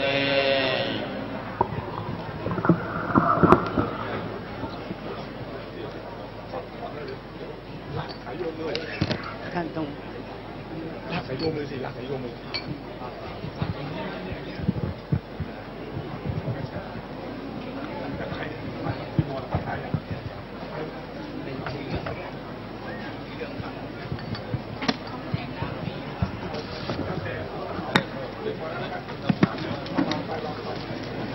บางจากุลก่อน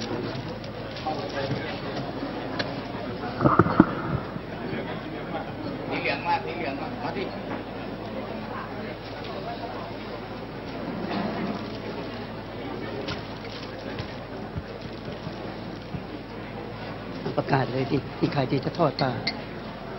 ที่ทอดผ้านะคะและขอกลับเรียนเชิญนะคะท่านที่มีรายชื่อต่อไปนี้นะคะได้ทอดผ้าบางสุกุลนะคะพระคุณเจ้ารูปที่หนึ่งนะคะขอกลับเรียนเชิญท่านนายอำเภอป่าโมกนะคะนายไพบุญสุภบุญท่านที่สองนะคะขอกลับเรียนเชิญท่านสุดใจมรรัตน์นะคะศึกษาธิการจังหวัดอ่างทองท่านที่สามนะคะท่านรองศึกษาธิการจังหวัดอ่างทองนายนันทภพเคหา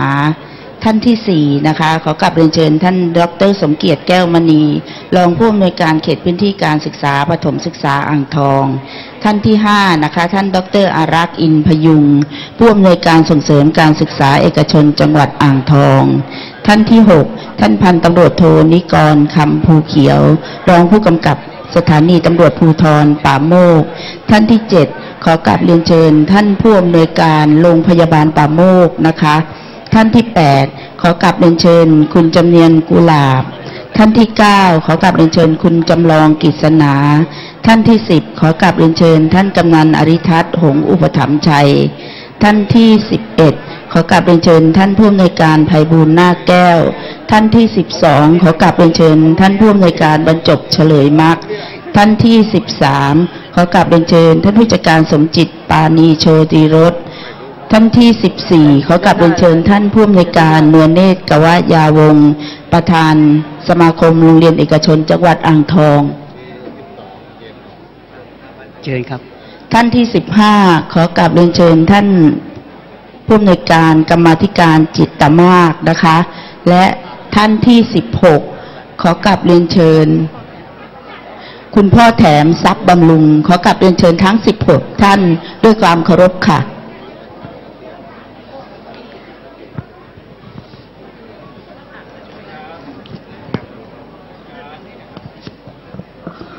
ขอกลับเรียนเชิญทั้ง16ท่านเลยนะคะ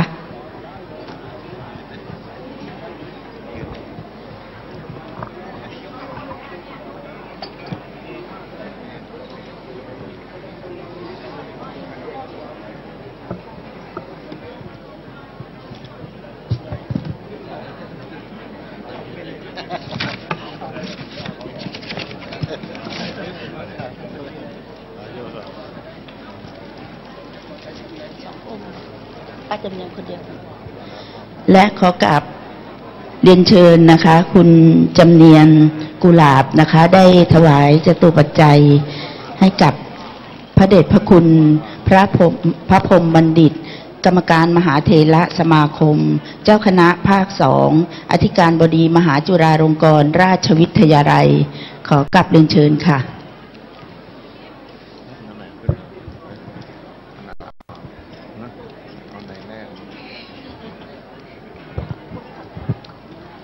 อานิจจาวัตสังขาราอุปาทวยธรรมิโนอุปาจิตวานิรุชันติเตสังปัสโมสุโข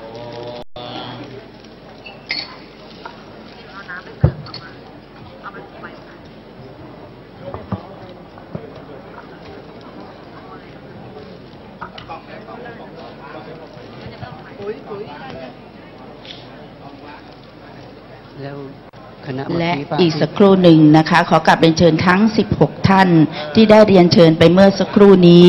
นะคะได้ถวายเครื่องจตุปัจจัยไทยธรรมแด่พระคุณเจ้าด้วยนะคะ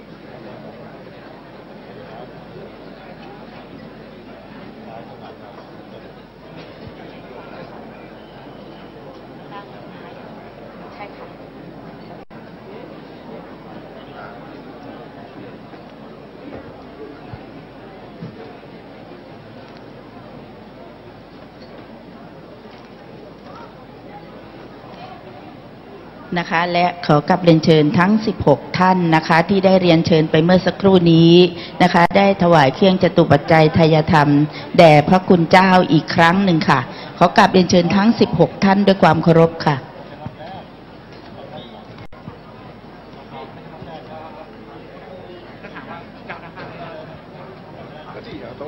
โต๊ะไหนก็นั่งได้ครับ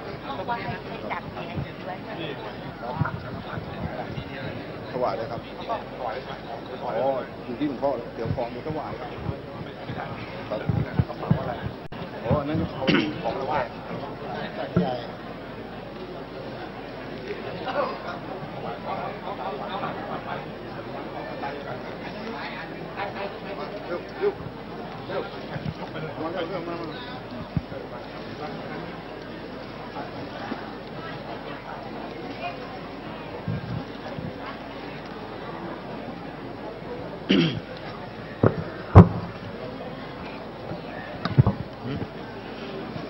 เดี๋ยวครับถวายทานก่อนครับ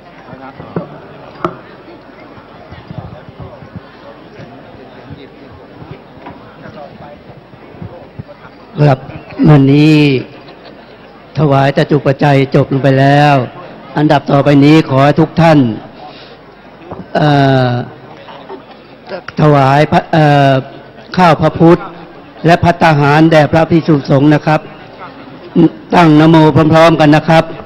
นะโมตัสสะภะคะวะโตอะระหะโตสัมมาสัมพุทธัสสะนะโมตัสสะภะคะวะโตอะระหะโตสัมมาสัมพุทธัสสะนะโมตัสสะภะคะวะโตอะระหะโตสัมมาสัมพุทธัสสะอิมังสุปะพยัญชนะสัมปันนังสาลีนังโภชนานังอุตกังวลังพุทธัสสะภูเชมะ อิมานิมยังพันเตภัตตานิสัปริวาลานิภิกขุสังคัสสะโอโนชยามะสาธุโนพันเตภิกขุสังโฆอิมานิภัตตานิสัปริวาลานิปฏิคันหาตุอัมหากังทีฆรตังหิตายะสุขายะสุทินังวัตเมธานังอาสวะขยาวังนิพพานปัจจโยโหตุครับ ขอเชิญทุกท่านเตรียมตรวจน้ำรับพรนะครับ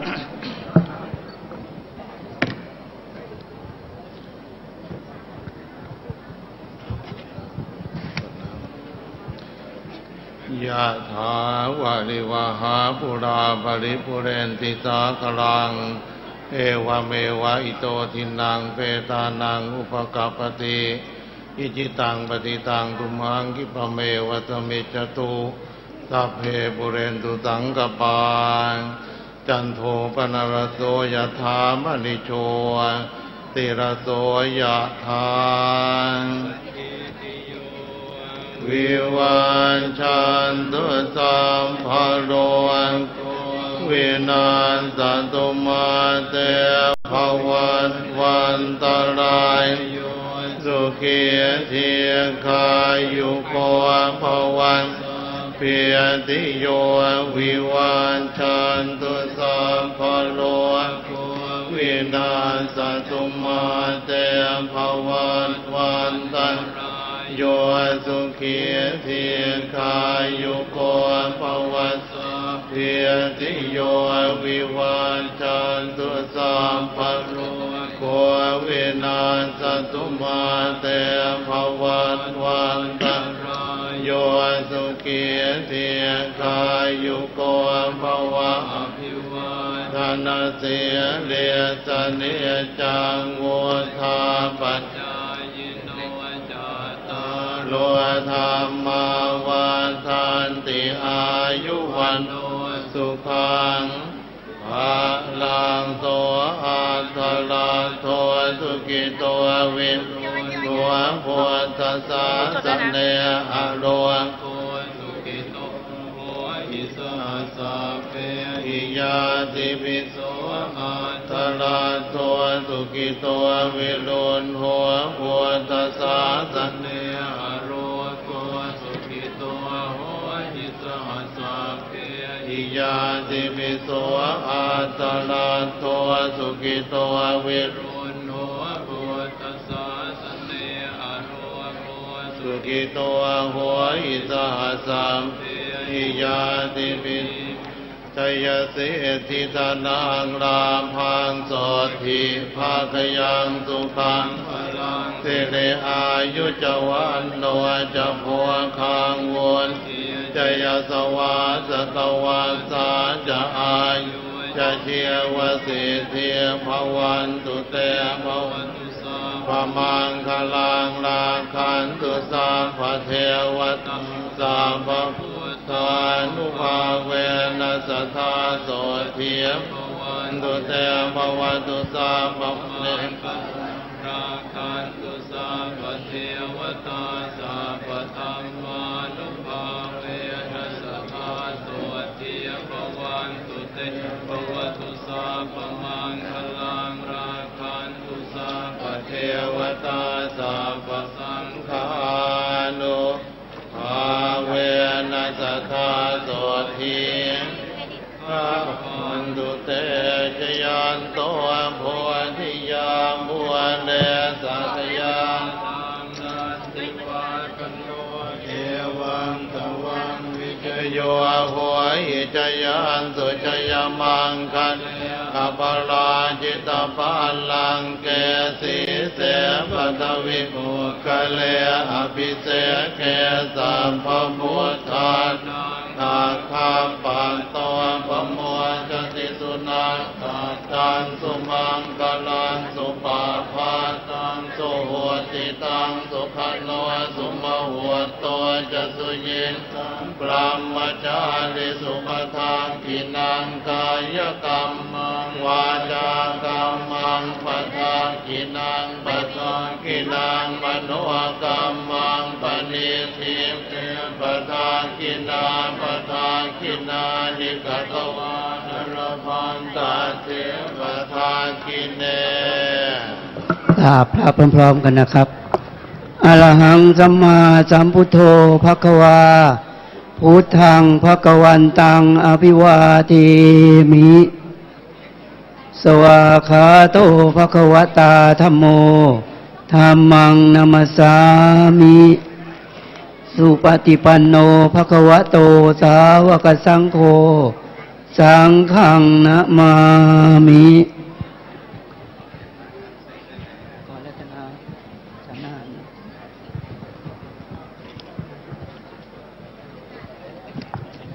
ขอกราบอาราธนาพระคุณเจ้านะคะได้ฉันภัตตาหารนะคะตามที่ทางเจ้าหน้าที่ได้จัดไว้สำหรับทุกรูปนะคะขอกราบอาราธนาด้วยความเคารพเจ้าค่ะในช่วงที่พระคุณเจ้าฉันภัตตาหารนะคะในส่วนของการแสดงนะคะจากโรงเรียนวัดสระแก้วจะเป็นชุดแรกนะคะซึ่งจะเป็นชื่อชุดนะคะในชื่อชุดระบำนางโจ๊กนะคะซึ่งประดิษฐ์ท่ารำโดยวิทยาลัยนาฏศิลป์อ่างทองนะคะและ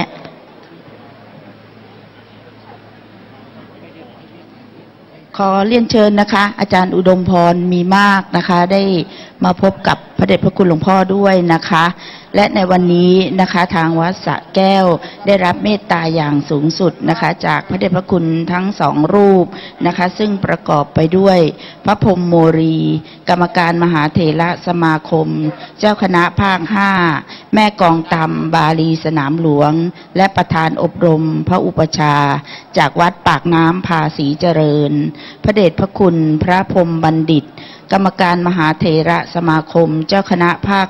2อธิการบดีมหาจุฬาลงกรณราชวิทยาลัยวัดประยุรวงศาวาสนะคะที่ได้ให้ความเมตตานะคะมาร่วมงานกตัญญูกตเวทิตาบุพการีและงานอายุวัฒนมงคลพระครูประหลัดสุวัฒนบัณฑิตคุณดร.พระมหาไพเราะถิตะศรีโลในวันนี้ค่ะซึ่งขณะนี้นะคะท่านอาจารย์อุดมพรมีมากนะคะก็ได้เป็นตัวแทนในการถวายจตุปัจจัยแด่พระพรหมโมรีนะคะสำหรับในส่วนของอาจารย์อุดมพรมีมากนะคะก็เป็นคณะกรรมการบริหารนะคะของโรงเรียนวัดสระแก้วรุ่งโรจน์ธนกุลอุปถัมภ์นะคะและขณะนี้ในส่วนของผู้บริหารนะคะจากกลุ่มโรงเรียนเอกชนจังหวัดอ่างทองนะคะก็ได้กราบแสดงมุทิตาสักการะนะคะกับพระเดชพระคุณหลวงพ่อพระครูประหลัดสุวัฒนบัณฑิตคุณนะคะและขณะนี้ได้กราบสักการะพระพรหมบัณฑิตนะคะเจ้าคณะภาค2วัดประยุรวงศาวาสวรวิหารอยู่นะคะ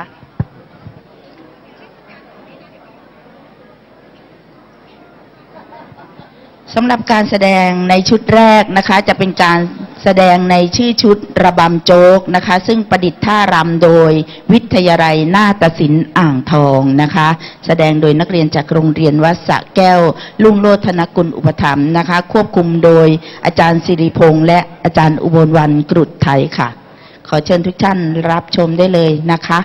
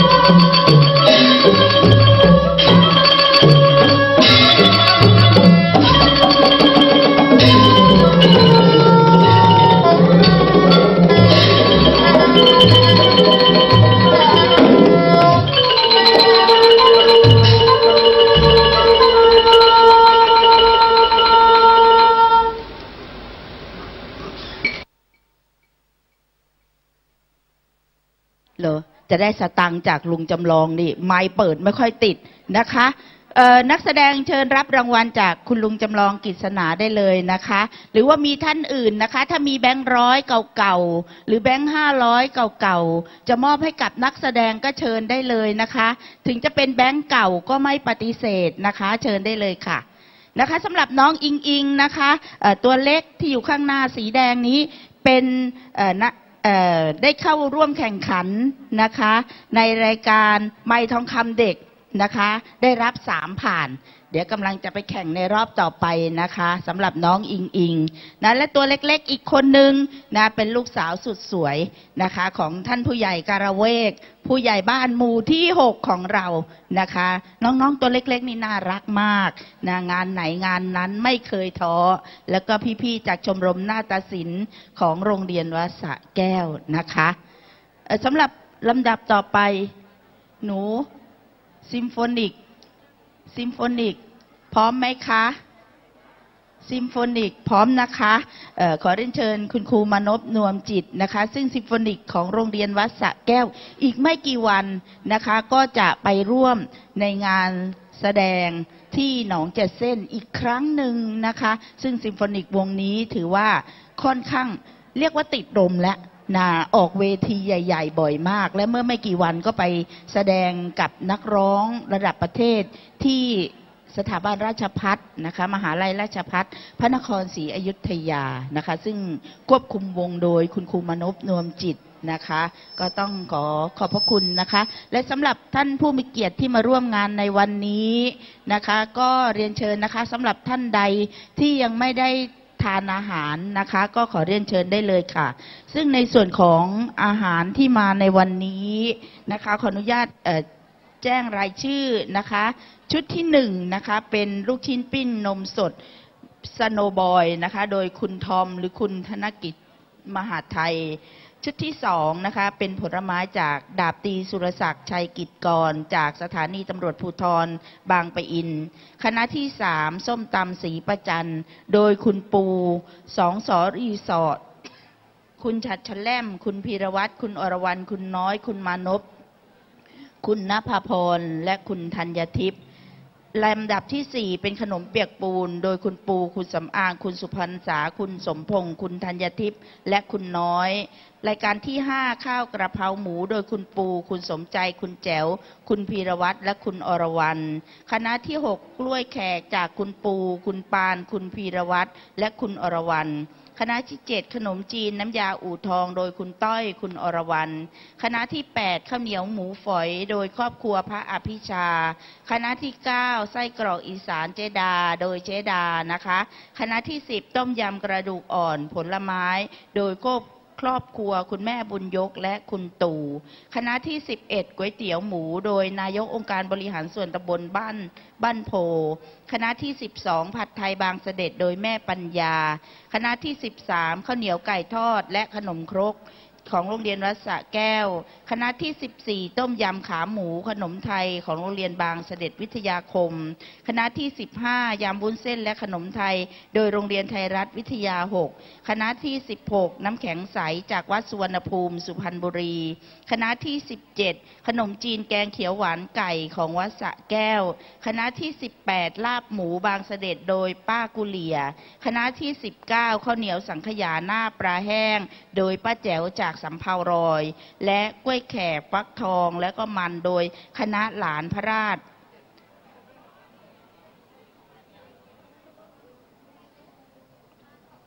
โมลีนะคะพระราชรัตนโมลีจากสุพรรณบุรีค่ะ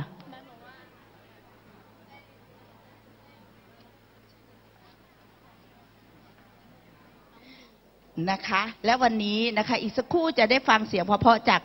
น้องบีเนาะจากโรงเรียนอ่างทองปัทมโรจน์นะคะซึ่งจะมาร่วมขับร้องกับซิมโฟนิกของโรงเรียนวัดสระแก้วในช่วงนี้ขอเชิญทุกท่านรับฟังได้เลยค่ะขอบคุณค่ะ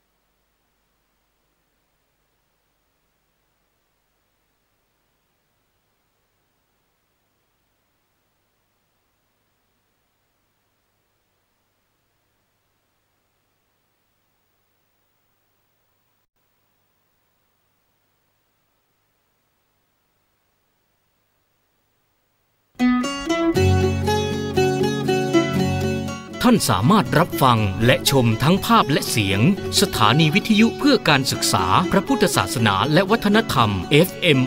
104.50 เมกะเฮิรตซ์ทาง www.faihin.org www.lifebox.me/faihin และ www.youtube.com พิมพ์คำว่าวัดฝายหินโทรศัพท์053-810-406และ053-810-232 หรือส่งข้อความมาที่ SMS 4649333มือถือทุกระบบหรือดาวน์โหลดแอปพลิเคชันพิมพ์คำว่าสมาพันธ์สื่อวิทยุพระพุทธศาสนาอาเซียนแล้วกดที่วัดฝายหินอำเภอเมืองจังหวัดเชียงใหม่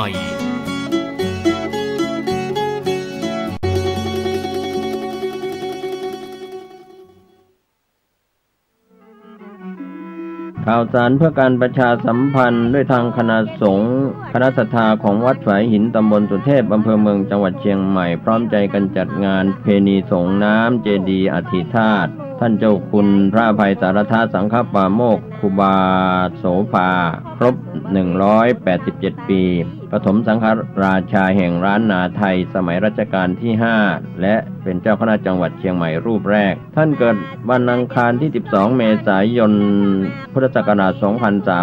2374มรณภาพวันอังคารที่21เมษายนพุทธศักราช2457ก็เป็นส่วนที่จะได้มีกิจกรรมงานประเพณีสงน้ำเจดีย์อธิธาตุกำหนดการประเพณีสงน้ำเจดีย์อธิธาตุพระอภัยสารทสังฆปาโมกข์ในวันที่21เมษายน2561มีกำหนดการเวลา 12:30 น.พระสงฆ์และคณะศรัทธาพร้อมกันในพิธี 13:09 น.ประธานในพิธีจุดธูปเทียนบูชาพระรัตนตรัยปูจานนำกล่าวบูชาพระรัตนตรัยสมาทานเบญจศีลอาราธนาธรรมประธานสงฆ์ให้ศีลแสดงพระธรรมเทศนา1กันพระสงฆ์ทรงสมณศักดิ์10 รูปเจริญพุทธมนต์และก็สวดมาติกาปูจานกล่าวคำถวายน้ำสงฆ์อธิธาตุและถวายเครื่องทยทานพระสงฆ์อนุโมทนาของน้ำรูปปั้นครูบาโสภาแทนเจดีย์อธิธาตุเป็นเสร็จพิธีช่วยกันเด้อพี่น้องศรัทธาเจ้า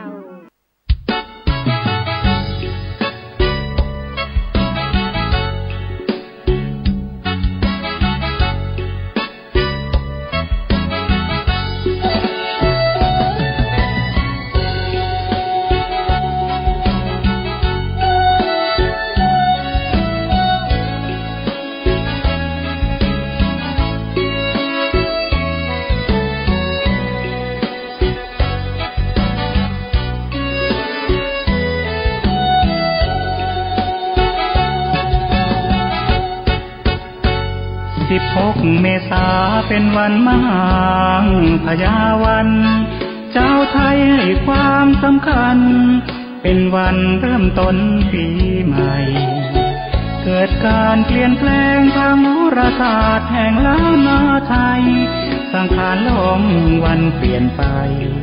เริ่มใหม่14 เมษายน25 ปีนับตั้งแต่นี้ต่อไปสภาวัฒนธรรมเชียงใหม่ให้พี่น้องไทยหูกันทั่วหน้า15 วันเอาเว้นงานมงคลระวังวาจาพญาวันสากล้าวเกษาเสริมบุญญาสง่าราศีวันสังขารลมจากนี้14 เมษาวันเอาพญาวันถัดมา17 เมษาเป็นวันปากปีมหาราชครูโหราจารย์หาเลิกวันดีจารีตหีบหอยประเพณีเขามีวิธียาวนาน16 เมษาเฮามาร่วมอวยพรชัยต้อนรับวันขึ้นปีใหม่ยินชื่นใจเล่นน้ำสงกรานต์ตักบาตรทำบุญครอบครัวอบอุ่นได้พบหน้ากันชาวไทยทั่วโลกสุขสันต์ฉลองสงกรานต์สากข้าวดำหู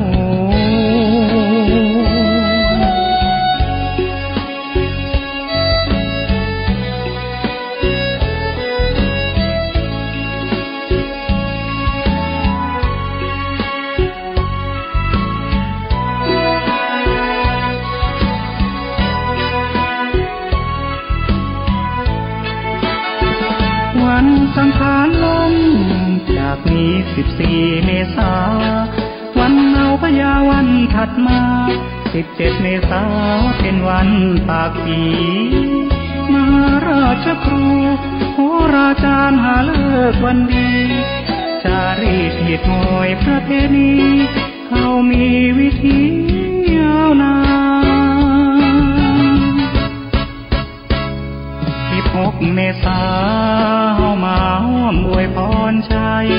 ต้อนรับวันขึ้นปีใหม่เย็นชื่นใจเล่นน้ำสงกรานต์ตักบาตรทำบุญครอบครัวอบอุ่นได้พบหน้ากันชาวไทยทั่วโลกสุขสันต์ฉลองสงกรานต์สักกล้าวดำหู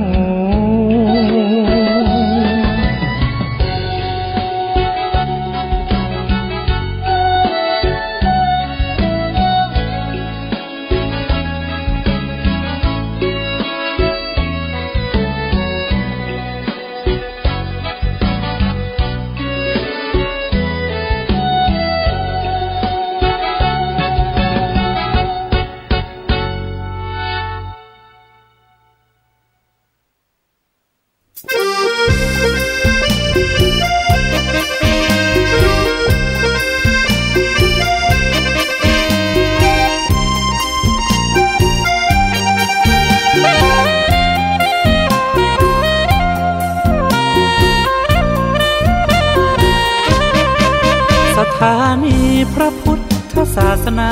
ฝากเสียงลอยมาบอกบรรดาญาติโยมที่มีใจใช้ธรรมฉโลมที่มีใจใช้เพลงฉโลมบอกบรรดาญาติโยมให้ฟังคลื่นนี้สถานีตั้งไม่ไกลไม่ไกลตั้งอยู่ทั่วเมืองไทยชวนคนไปทำดีเชิญฟังกันทั้งวันดีเจสร้างสรรค์พากันสุขีใครอยากฟังธรรมเชิญทางนี้ใครอยากฟังธรรมเชิญทางนี้หรืออยากฟังเพลงดีๆเปิดคลื่นนี้นะคุณสถานีพระพุทธศาสนาฝากเพลงลอยมาย้ำชาวพุทธสร้างบุญ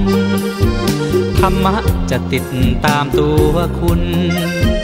ธรรมะจะชี้นำใจคุณพิสุสงฆ์ท่านหนุนไว้ให้คุณมาสานสถานีที่ล้ำค่าชี้นำธรรมะเพิ่มปัญญาแตกฉานสอบถามธรรมะข้อใดเชิญลองถามไทยเรื่องที่อยากถามมีธรรมสลับกับเพลงเพราะมีธรรมสลับกับเพลงเพราะและดีเจชอละไว้เป็นเพื่อนคุณ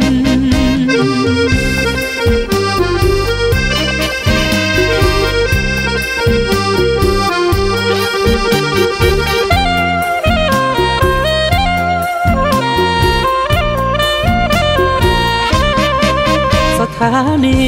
ที่ล้ำค่าชี้นำธรรมะเพิ่มปัญญาแตกฉานสอบถามธรรมะข้อใดเชิญลองถามไทยเรื่องที่อยากถามมีธรรมสลับกับเพลงเพราะมีธรรมสลับกับเพลงเพราะและดีเจชอละไว้เป็นเพื่อนคุณ พ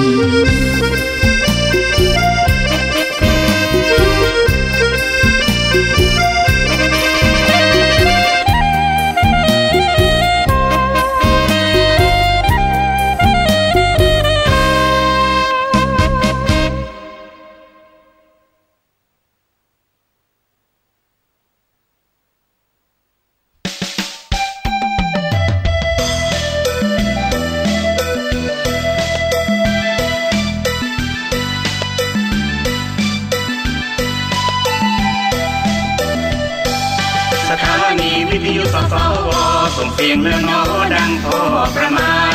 FM 104.5 กลางวันFM 104.5 กลางวันขอเชิญทุกท่านฟังรายการดี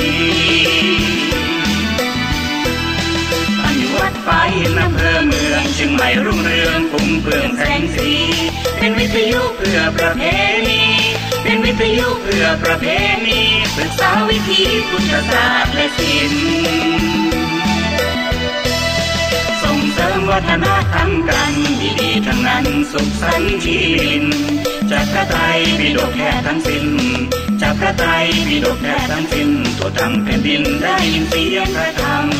ออกอากาศใกล้ๆทั่วโลกดับทุกข์ดับโศกให้โชคเลิศล้ำอินเทอร์เน็ตเว็บไซต์ประจำอินเทอร์เน็ตเว็บไซต์ประจำไปเลือดน้อมนำสู่มวลประชาสถานีของเราชาวพุทธแสนบริสุทธิ์พุทธตรงวาจาไม่พูดเรื่องการเมืองนานาไม่พูดเรื่องการเมืองนานาพุทธศาสนามัชฌิมาธรรม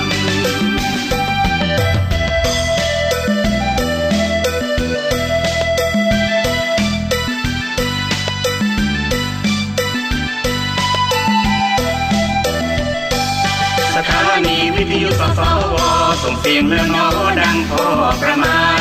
FM 104.5 กลางวันFM 104.5 กลางวันขอเชิญทุกท่านฟังรายการดีวัดไฟอำเภอเมืองเชียงใหม่รุ่งเรืองพุ่งเปลืองแสงสี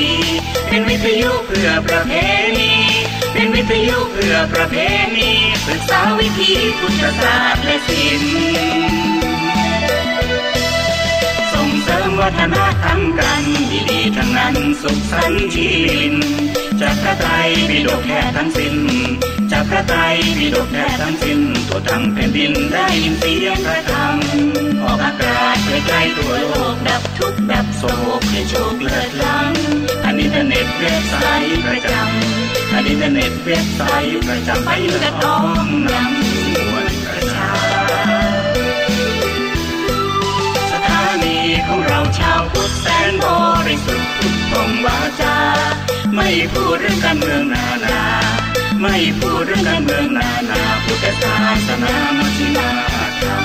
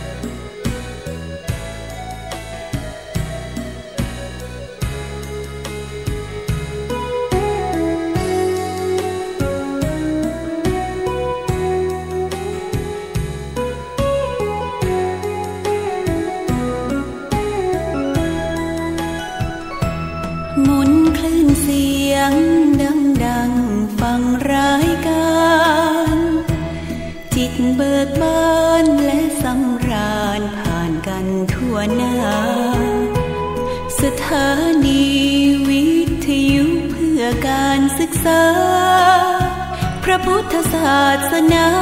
วัฒนธรรมนำเชิดชูวัดฝายหินแดนดินถิ่นล้านนาสืบสานมาภาษาธรรมนำความรู้ทั้งสาระและบันเทิงเชิงกูรูเปิดฟังดูจากใจครูผู้สอนธรรมคลื่น104.5ท่านกำลังติดตามรับฟังสถานีวิทยุกระจายเสียงพระพุทธศาสนาแห่งชาติและสังคมคลื่นเพื่อการศึกษาพระพุทธศาสนาและวัฒนธรรมระบบ FM 104.5 เมกะเฮิรตซ์รายการต่อไปเป็นรายการข่าวบ้านวัดราชการดำเนินรายการโดยเกษตรเพชรสำริดโอโสโมโหโมหัง กำหนดไว้นะสติคอยคุ้มกำหนดใจและกายมิใช่เดาสุ่มสติคอยคุมรู้ตัวทั่วพร้อมสติกลับมาปัญญาร่าเริงจิตใจเคยเลิงรู้ตัวโดยอ้อมข่าวสารเพื่อการประชาสัมพันธ์ด้วยทางคณะสงฆ์คณะศรัทธาของวัดฝายหินตำบลสุเทพอำเภอเมืองจังหวัดเชียงใหม่พร้อมใจกันจัดงานเพณีสงน้ำเจดีย์อธิธาตุท่านเจ้าคุณพระอภัยสารธาสังฆปาโมกข์ครูบาโสภาครบ187 ปีปฐมสังฆราชาแห่งล้านนาไทยสมัยรัชกาลที่5และเป็นเจ้าคณะจังหวัดเชียงใหม่รูปแรกท่านเกิดวันอังคารที่12 เมษายนพุทธศักราช 2374 มรณภาพวันอังคารที่ 21 เมษายน พุทธศักราช 2457 ก็เป็นส่วนที่จะได้มีกิจกรรมงานประเพณีส่งน้ำเจดีย์อธิธาตุกำหนดการประเพณีส่งน้ำเจดีย์อธิธาตุพระอภัยสารธาสังฆปาโมกข์ในวันที่ 21 เมษายน 2561 มีกำหนดการเวลา 12:30 นาทีพระสงฆ์และคณะศรัทธาพร้อมกันในพิธี 13:09 นาทีประธานในพิธีจุดธูปเทียนบูชาพระรัตนตรัยบูชานำกล่าวบูชาพระรัตนตรัยสมาทานเบญจศีลอาราธนาธรรมประธานสงฆ์ให้ศีลแสดงพระธรรมเทศนา1 กันพระสงฆ์ทรงสมณศักดิ์10 รูปเจริญพุทธมนต์และก็สวดมาติกาบูชากล่าวคำถวายน้ำสงฆ์อธิธาตุและถวายเครื่องทยทานพระสงฆ์อนุโมทนาส่งน้ำรูปปั้นครูบาโสภาแทนเจดีย์อธิธาตุเป็นเสร็จพิธี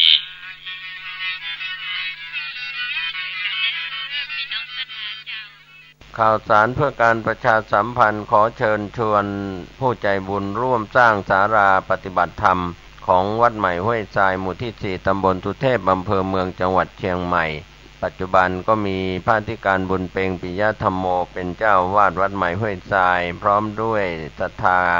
ทุกหลังคาเรือนญาติธรรมทางใกล้ทางไกลร่วมกันเป็นเจ้าภาพท่านที่จะสอบถามรายละเอียดร่วมทำบุญสร้างศาลาปฏิบัติธรรมสอบถามรายละเอียดได้ที่พระอธิการบุญเปงปิยธรรมโมเจ้าวาดวัดใหม่ห้วยทราย 0871815231 ร่วมบุญร่วมกุศลได้บุญสุขกายสุขใจโดยทั่วหน้ากันหาตะเลิดกิเลสสลายสติไม่มาปัญญาไม่มีสวัสดีครับท่านผู้ชมและท่านผู้ฟังที่เคารพข่าวชาวบ้านเสียงธรรมเสียงข่าววันนี้ผมกาเศรษฐ์เพชรสำริดผู้ดำเนินรายการรายงานตัวรายงานข่าวสารที่เกิดขึ้นในรอบวันสู่ท่านผู้ชมและท่านผู้ฟังนะครับก็เป็นเรื่องราวข่าวที่เกิดขึ้นในรอบวันสู่ท่านผู้ชมนะครับท่านผู้ฟังที่อยู่ในพื้นที่ต่างๆนะครับด้วยความขอบคุณที่หลายคนหลายท่านก็ติดตามข่าวสารจากการรายงานข่าวของพี่น้องสื่อมวลชนวันนี้ก็เป็นวันจันทร์ที่9 เมษายน พุทธศักราช 2561ก็ธรรมะก่อนข่าววันนี้ก็คงเรื่องของอากาศที่ร้อนอบอ้าวขอให้พี่น้องประชาชนและท่านผู้ฟังอย่าได้ร้อนไปตามอากาศนะครับเรื่องของเศรษฐกิจที่ผันผวนเปลี่ยนแปลงนะครับครอบครัวที่มีฐานะยากจนลำบากก็ดีปานกลางก็ตามนะครับที่ยังไม่พอกินพอใช้ก็ต้องขยันเพิ่มมากขึ้นประกอบอาชีพทำงานกันทั้งกลางวันกลางคืนเพื่อความอยู่รอดในสถาบันครอบครัว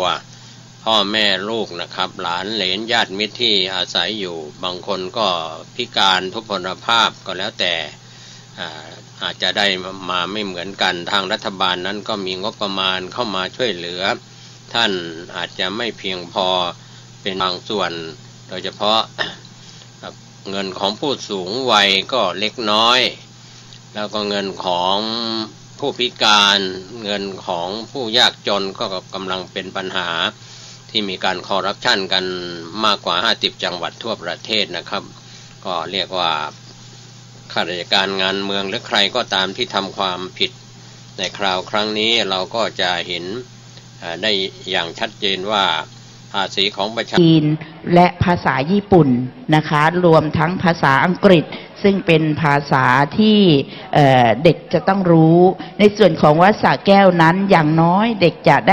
ด้พูดได้ก็คือภาษาไทยนะคะซึ่งจากเดิมตัวเองมาจากส่วนใหญ่เป็นชนเผ่าก็จะได้ภาษามงภาษาเย้าติดตัวมาหนึ่งภาษาภาษาที่สองคือภาษาไทยที่มีการฝึกฝนในส่วนของนักเรียนที่มาใหม่บางคนอาจจะพูดภาษาไทยไม่ได้นะคะเขียนภาษาไทยไม่คล่องก็มีการฝึกฝนใครที่อ่านไม่ออกเขียนไม่ได้ก่อนเข้าแถว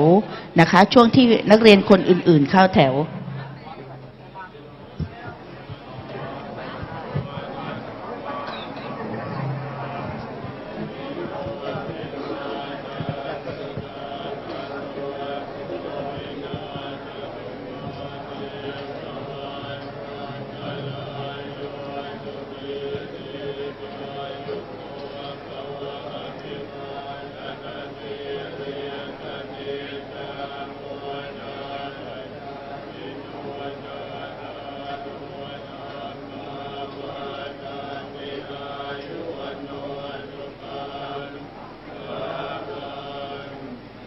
ขอเรียนเชิญทุกท่านได้กราบพระรัตนตรัยพร้อมกันอีกครั้งหนึ่งนะคะ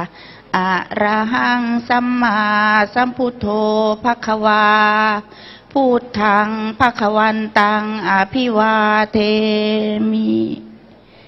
สวากขาโตภควตาธัมโมธัมมังนามัสสามิสุปฏิปันโนภควโตสาวกสังโฆ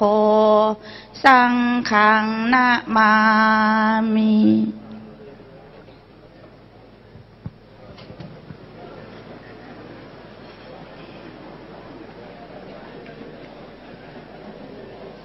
ในช่วงนี้นะคะถ้าซิมโฟนิกพร้อมนะคะก็เรียนเชิญได้เลยค่ะ